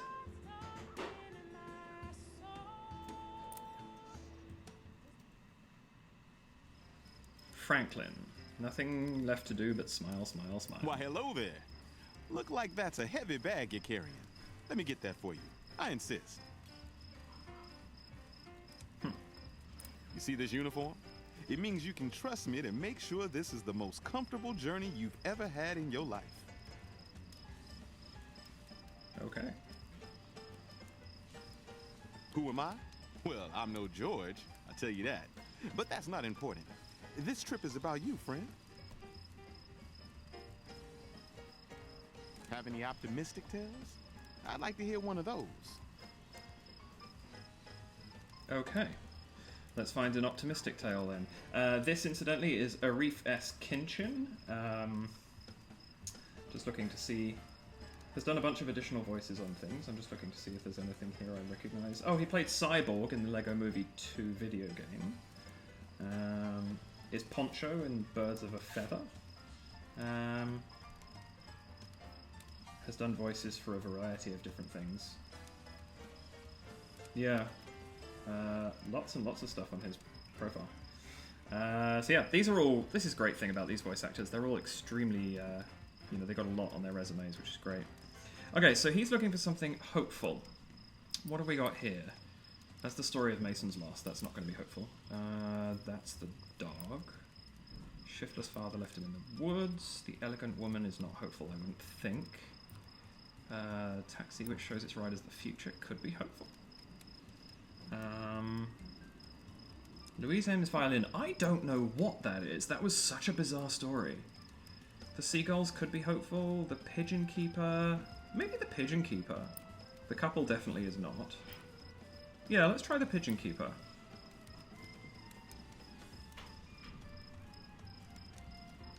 Not sure my brothers will find that one particularly scary. That's a scary story. Interesting. Okay. Love, I try my hardest to put all my heart into my service. I guess that's true. The birds did chase us after we left that guy, so yeah, that's probably a scary story. My bad.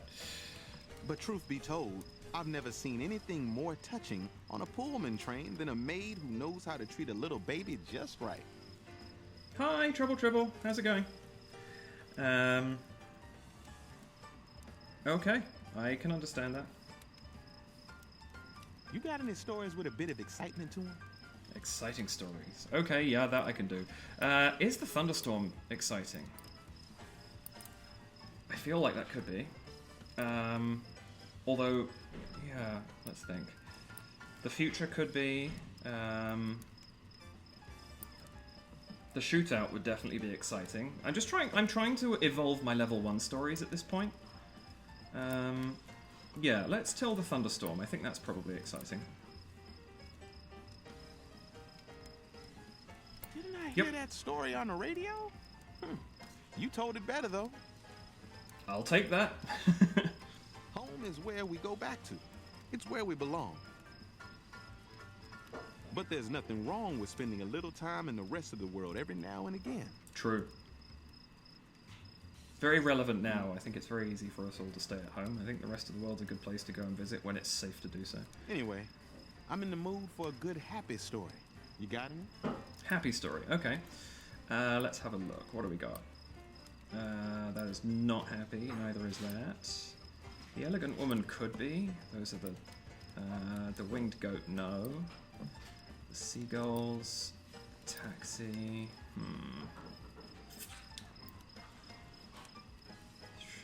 What's the deal with Louise Ames' violin? I don't understand what that story was. That melancholic, maybe? Because it was... Didn't want the violin being sold? The winged goat definitely isn't happy. Elegant woman, no.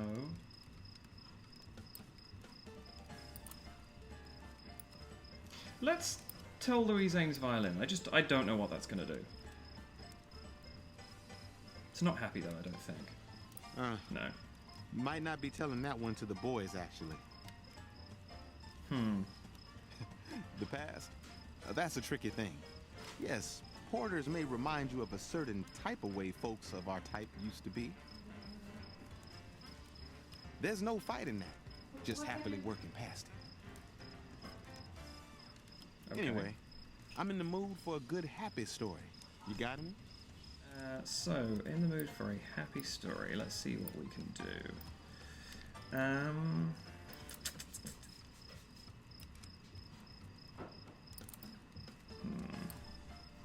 I think, yeah, I don't really have much in the way of happy stories left. The seagulls might be. I can't remember if we tried that already and it wasn't. I think we did. What else would be happy? Let's do the taxi showing. That might be hopeful.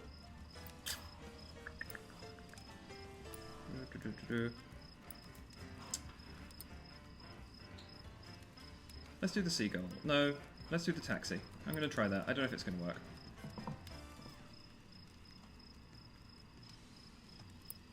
That's a tall one. Don't pull my leg, okay? No, that didn't work. Okay, that's fine. The future? We're making it. There's never been anyone like us Pullman porters. It's why we have so much pride. We're setting standards for future folks, and we know just how damn high those standards are. You got any stories with a bit of excitement to them? No, that I can do. Hey, Kingfisher, how's it going? You finished Groot. What kind of Groot were you doing? Excitement. Excitement I can definitely do. I could do the bootleggers again. Marvel United. Oh, nice! I love the minis for Marvel United so much. Marvel United, for anyone who hasn't come across it, is a board game set in the Marvel universe, with spectacular little chibi minis of all the... There's so many characters if you kickstarted it to its extent, which I did. Now Red Skull and Groot are down. 83 miniatures to go. There you go. There's a lot of them. Thrilling story. Let's try the Winged Goat. I think that's probably thrilling. So, does that one scare you? Not sure about me. Damn. Scary, not thrilling. Okay. The sadness. No sadness here. When you ride on one of Mr. George Pullman's sleeping cars, you leave your sadness behind. Okay. He's a very optimistic guy. I like this. I can personally assure you of that. Another night over. I surely did enjoy all those stories, though. Maybe next time I'll let down my hair a bit. What do you say? Yeah, so we didn't unfortunately manage to progress his story. That's fine. Doesn't matter because he will stay with the degree of openness that he's already got. What kind of porter am I saying this trip is all about you, only to start talking about my own damn self? Oh, you can do that. That's fine.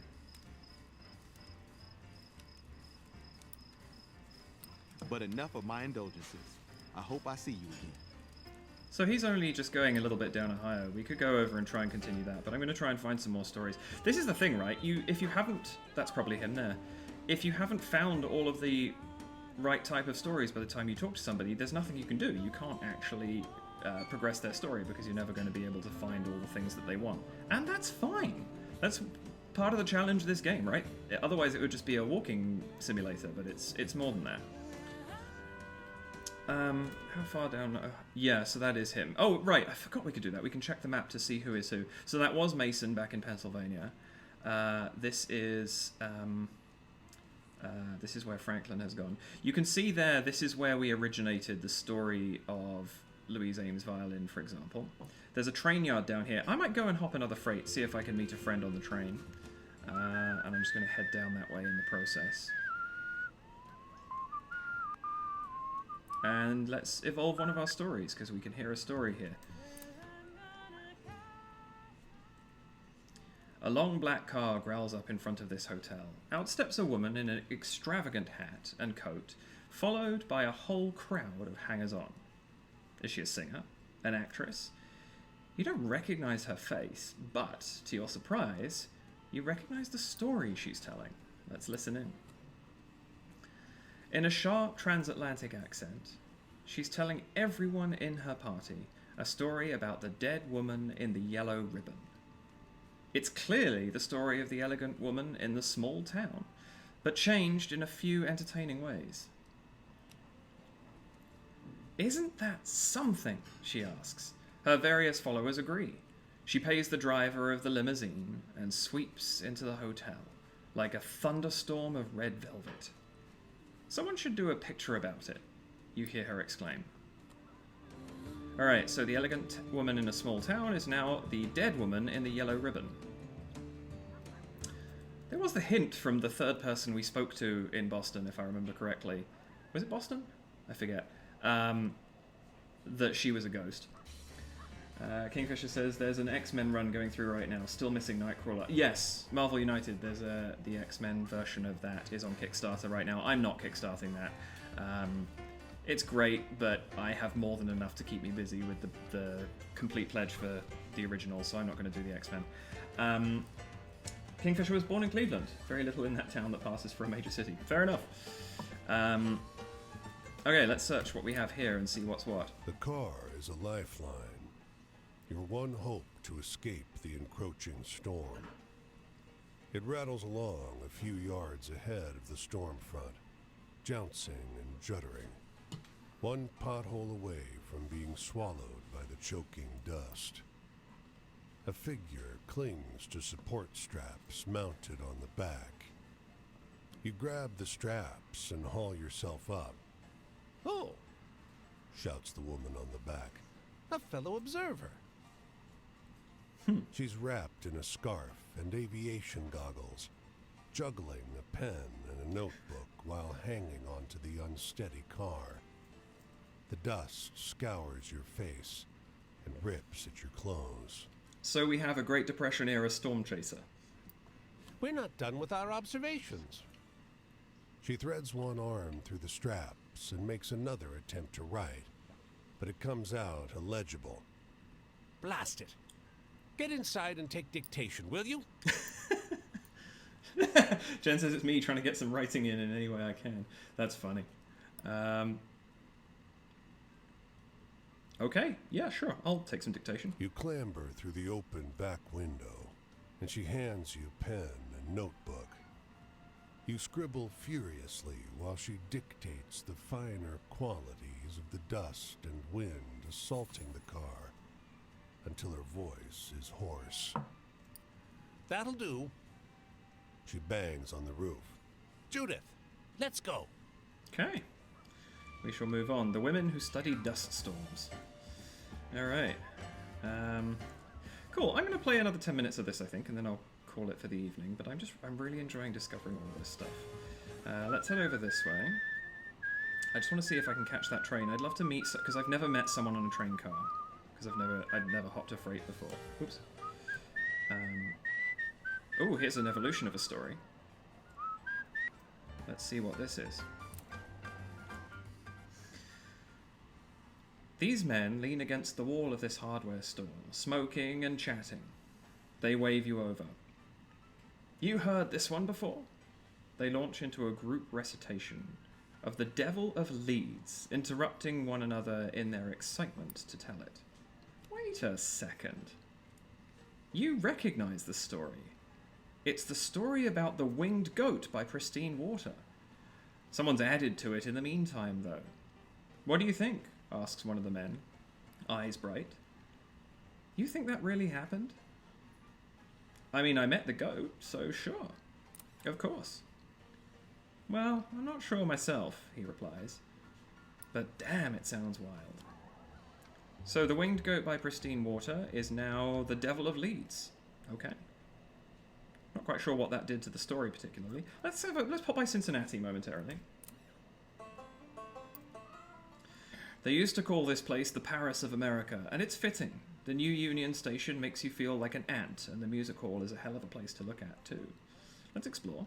The corridors of Cincinnati's music hall reverberate with the sounds of an orchestra warming up for rehearsal. If we unbolt the light rig, we can crush them, says a voice up ahead. No, another answers. Hiding Baldy's baton will be sufficient to stop the din. They're going to steal the conductor's baton, okay. The tuxedoed men are slightly transparent. Mustachio on the right has his arms folded. The weaselly one on the left scowls. They start at your arrival.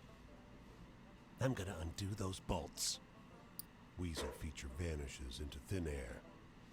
Damn it all, says the other man. What was that about? We used to be members of the orchestra until, well, you know. Patrick doesn't care for the new blood. It seems like talent died with us. So he does his damnedest to stop them playing. But I can't allow violence against fellow artists. Help me stop him. Oh, Timmy's coming to say hello. How do I stop a ghost? Want to say hi, Timmy? Oh, I don't think he does. No? You want to come say hi? He says I don't like the music either. Go on, buddy. There you go. How do I stop a ghost? Good question. With the right tool, you can banish them from the hall. You see, no spirit can stand the sound of the purest of all instruments. What is the purest of all instruments? Interesting. I would say the piano, because I play it. Yeah, let's say the piano. No. Okay. It's not the banjo. Violin? No. The sousaphone? It's not the sousaphone. The banjo, then? No. The flugelhorn or the sousaphone? Flugelhorn. He shakes his head, exasperated. Apparently I'm hopeless. No. The triangle. The orchestra has one, but the percussionist's a sop.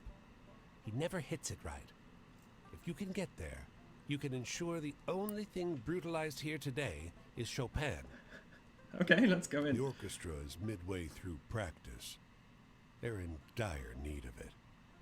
The percussionist dozes on his stool. Everyone's oblivious to the muttering from the lighting rig. You know what? Let's have a go. Rush for the triangle. You sprint down the aisle and elbow through the incensed musicians. The percussionist falls off his stool as you clamber over his xylophone. You grab the beater and bring it down onto the triangle, eliciting a pure, resounding note. And... Yes? That's a very meta yes, given that there's us asking about what the result of our actions is. the rafters ring with laughter. The mustachioed ghost appears next to you, doubled over, invisible to the furious orchestra. I never thought you'd fall for that. The triangle, for God's sake. Thanks for shutting them up, though. That's funny. The mischievous ghosts of Cincinnati Music Hall. That's utterly amazing. What a great story. Okay. Also, as a musician, that entire story was sacrilege, but at the same time, that was utterly hilarious. Alright, let's go have a quick look at this story. Hop a freight, and that's probably going to be it, unless I end up next to an evolution. Ride with us a little while, stranger. It's a kind offer. Miles of dusty road through the rolling prairies have recast this landscape as an exhausting soup of wind and misery. That doesn't sound fun. Let's climb aboard. There are 4 of them on the wagon.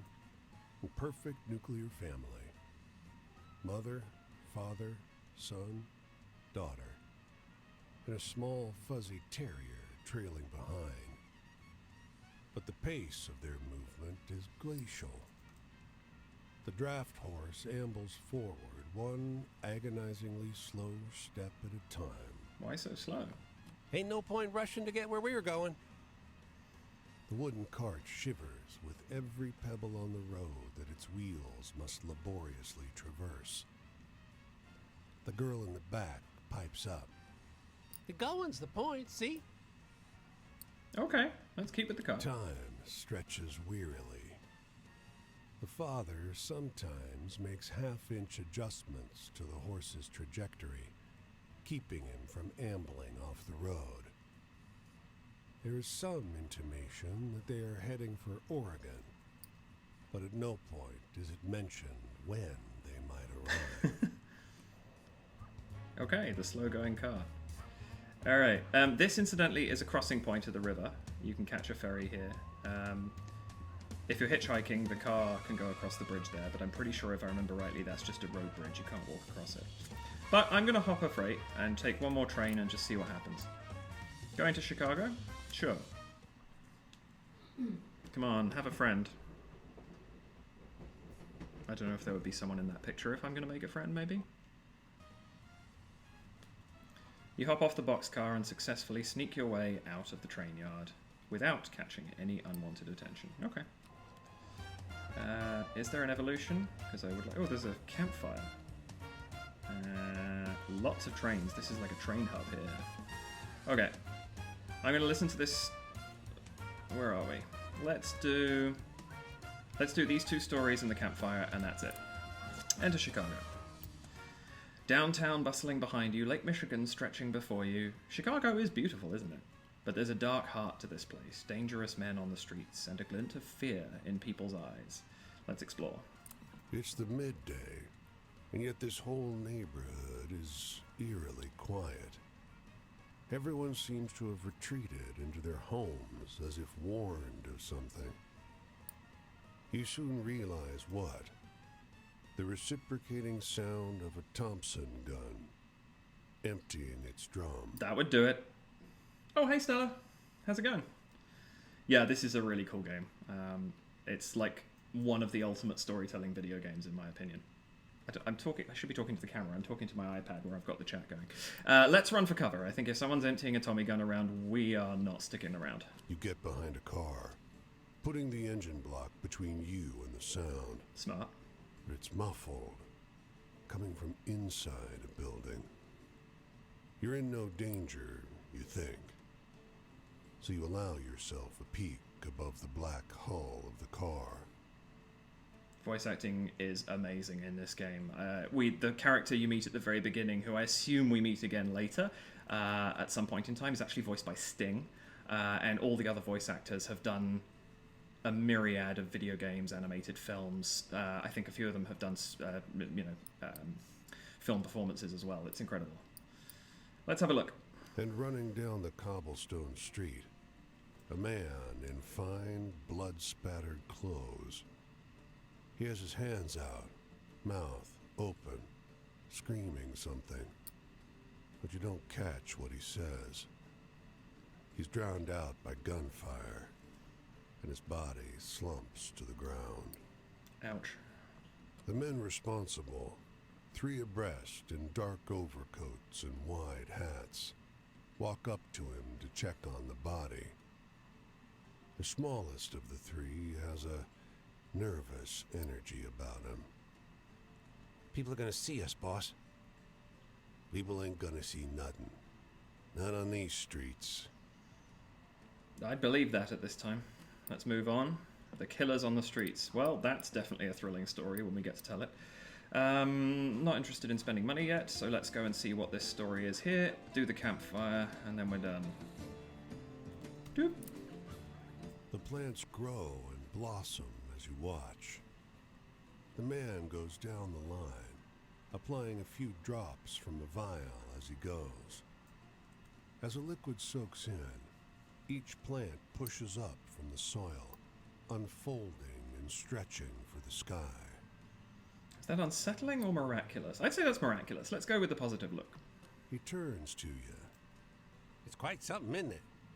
Soy here strangles the crops. People are starving. But even when the plants survive, they don't grow fast enough to fill people's bellies. He smiles. My miracle formula will change that. How does it work? He shakes his head. I'm not giving up my secrets that easily. Fair. The state will pay a lot of money for this. He shakes the vial. He tears off a leaf. Here, try some. I'll taste the plant. It's just bitter at first. But as you swallow, the fibrous mass burns in your throat. You fight to hold it down, and your stomach knots tight when the plant matter hits it. You cough and hiccup. The man looks at you, curious. What do you think? So we can lie or we can say it tastes like unwashed death. I just honestly think that's such a cool expression. I'm just going to say that. He waves a hand. Well, yes, there are some kinks to work out, but people are starving. They can't be fussy. Won't be long before no one around here goes hungry again. Your stomach protests. You feel like you'll be hungry again very soon indeed. I applaud his endeavor, but he might want to look at that. So, the dubious but promising miracle growth formula. Dubious indeed, dubious indeed. Alright, let's do this last campfire. Who is this going to be?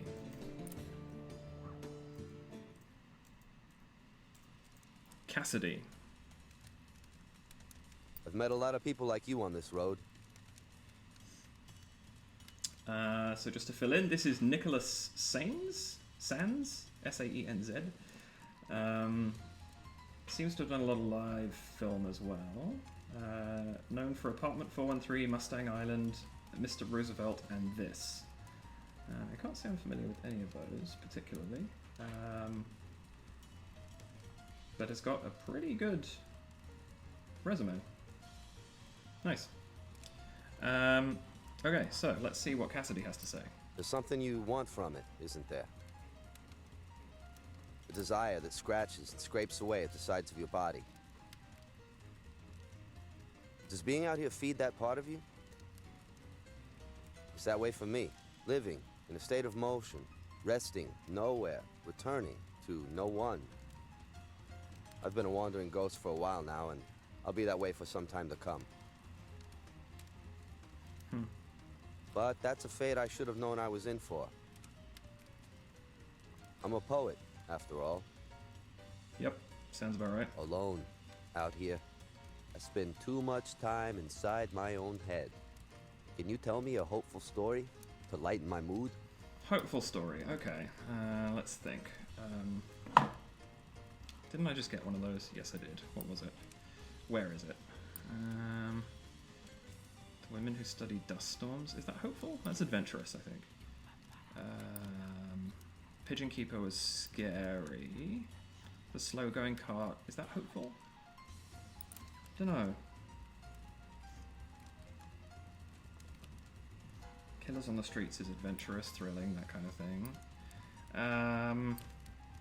The Mischievous Ghosts. That's funny. I'm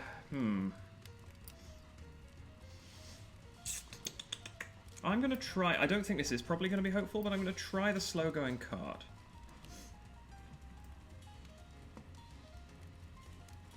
I like that one. Yeah.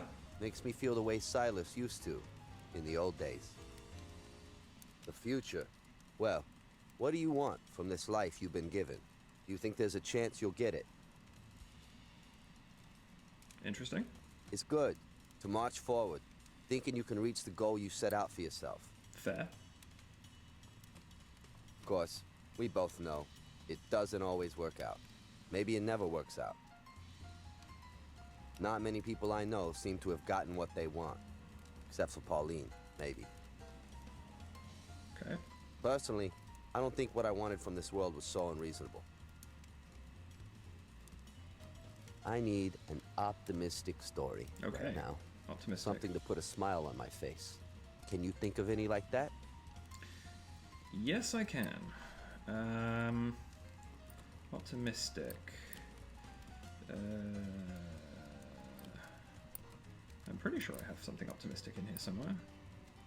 The massive thunderstorm. What is optimistic in my repertoire? Mischievous Ghosts. That John Chapman. Oh, maybe I don't have something optimistic. This might be tough. Parted by unemployment is going to be sad. The Seagulls and the Fishermen, maybe? Not sure. I've told this story before, I think, but let's just see what happens. That's a good one. Oh, yeah. We do reach up like that, towards hope. True. I had a family. We were close. Me, and Jess, and Deborah, even Pauline. We had a shared goal in the world.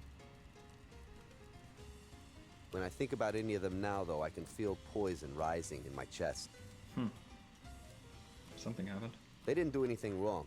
They're all still grand folks.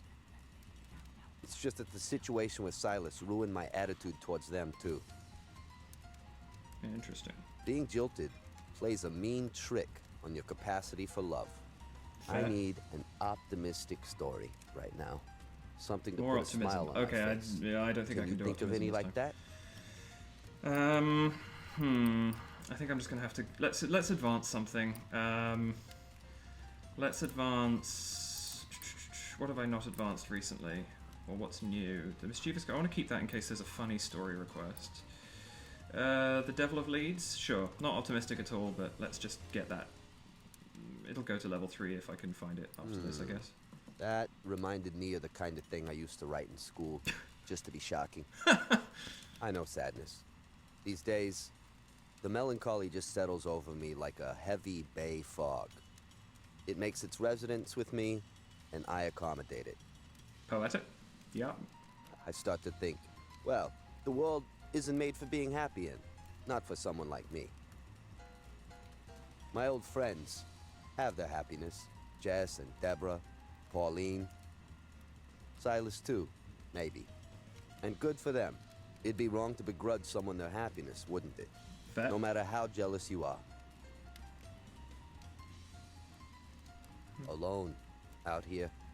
I spend too much time inside my own head. Can you tell me a hopeful story to lighten my mood? Hopeful. Okay.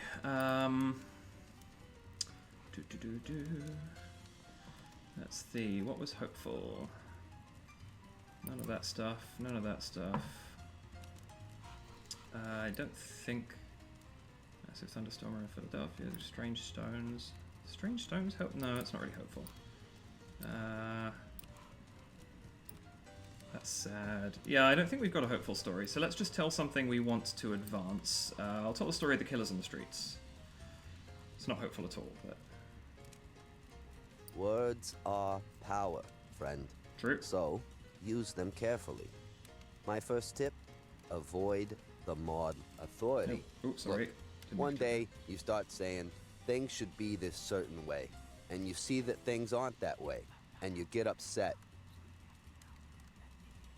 That's where suffering comes from, that mismatch.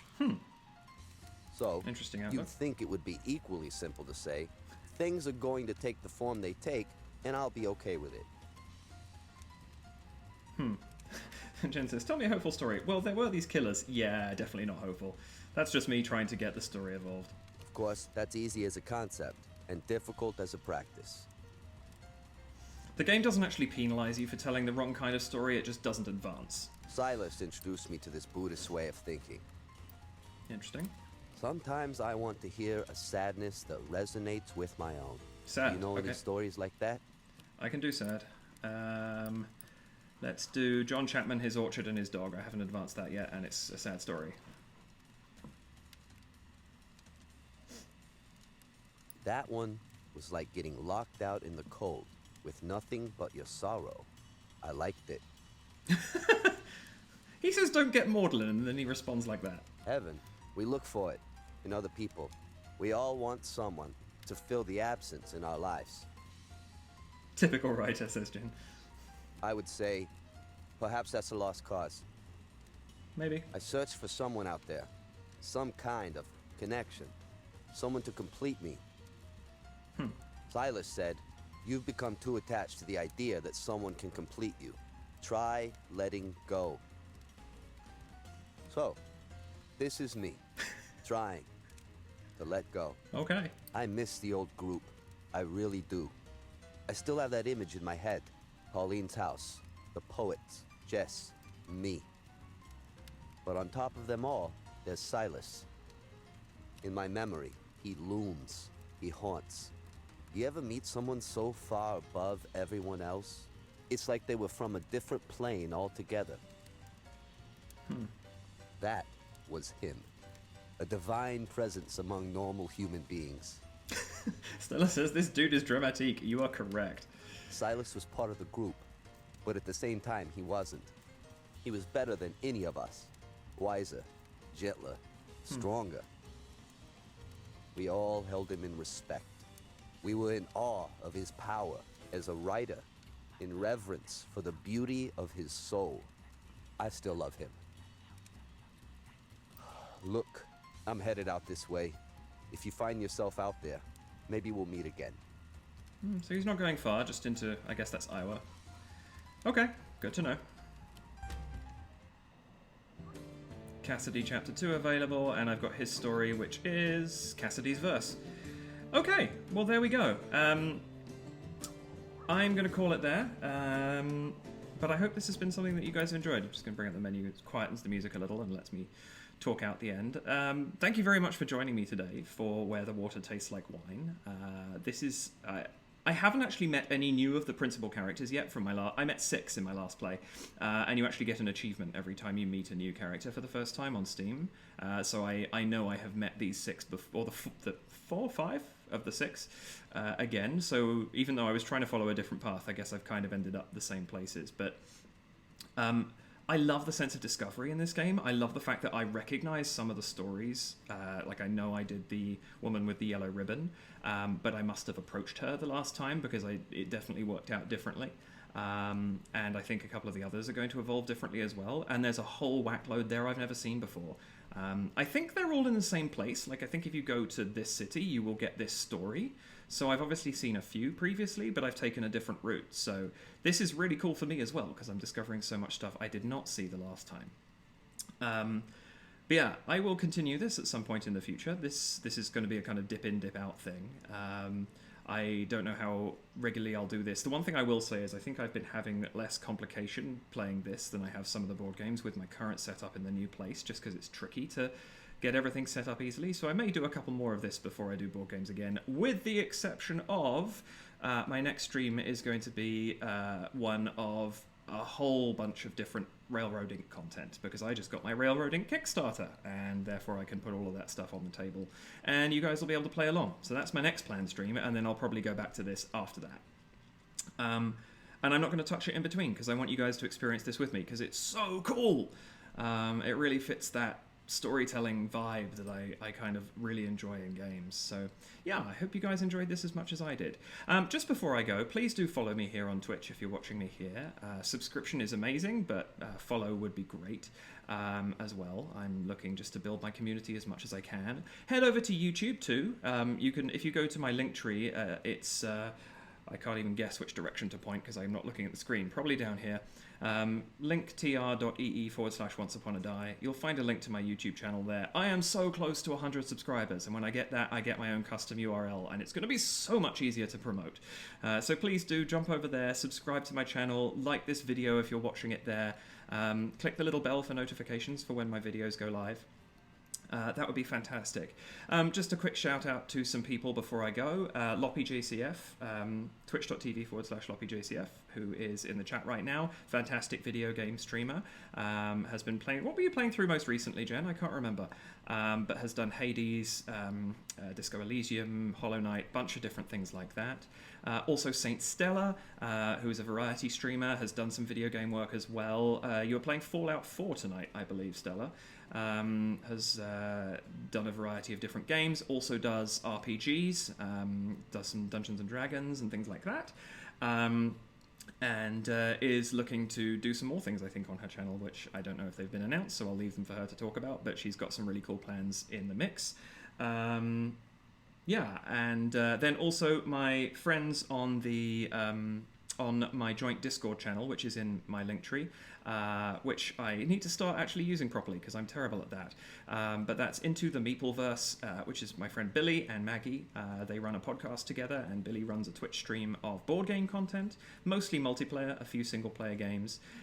Do go and check him out. And also Moyle's Meticulous Minis. Moyle is M-O-Y-L-E-S. Moyle's Meticulous Minis. Is a painting channel, much like Kingfisher Games, actually, who is, I don't know if you're still here, Kingfisher, but also does some awesome painting on his channel. So check those two channels out, and that's some fantastic stuff out there for you guys to go and have a look at. So please do go and share in the community that is being wonderful and supporting me, even when I'm not really able to be as supportive back. I really appreciate how much you guys are doing and showing up in my streams and being supportive of me. So that means a lot. Thank you. And I will see you in your streams when I have the opportunity. In the meantime, that's me. Do check out that Linktree.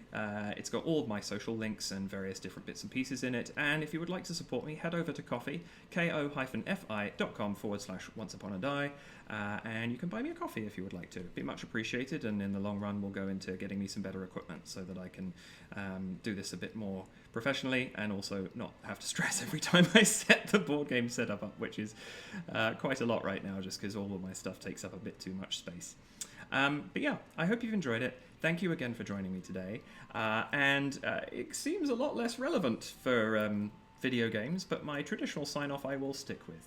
Thank you again, and keep rolling those dice until the game is done. Good night.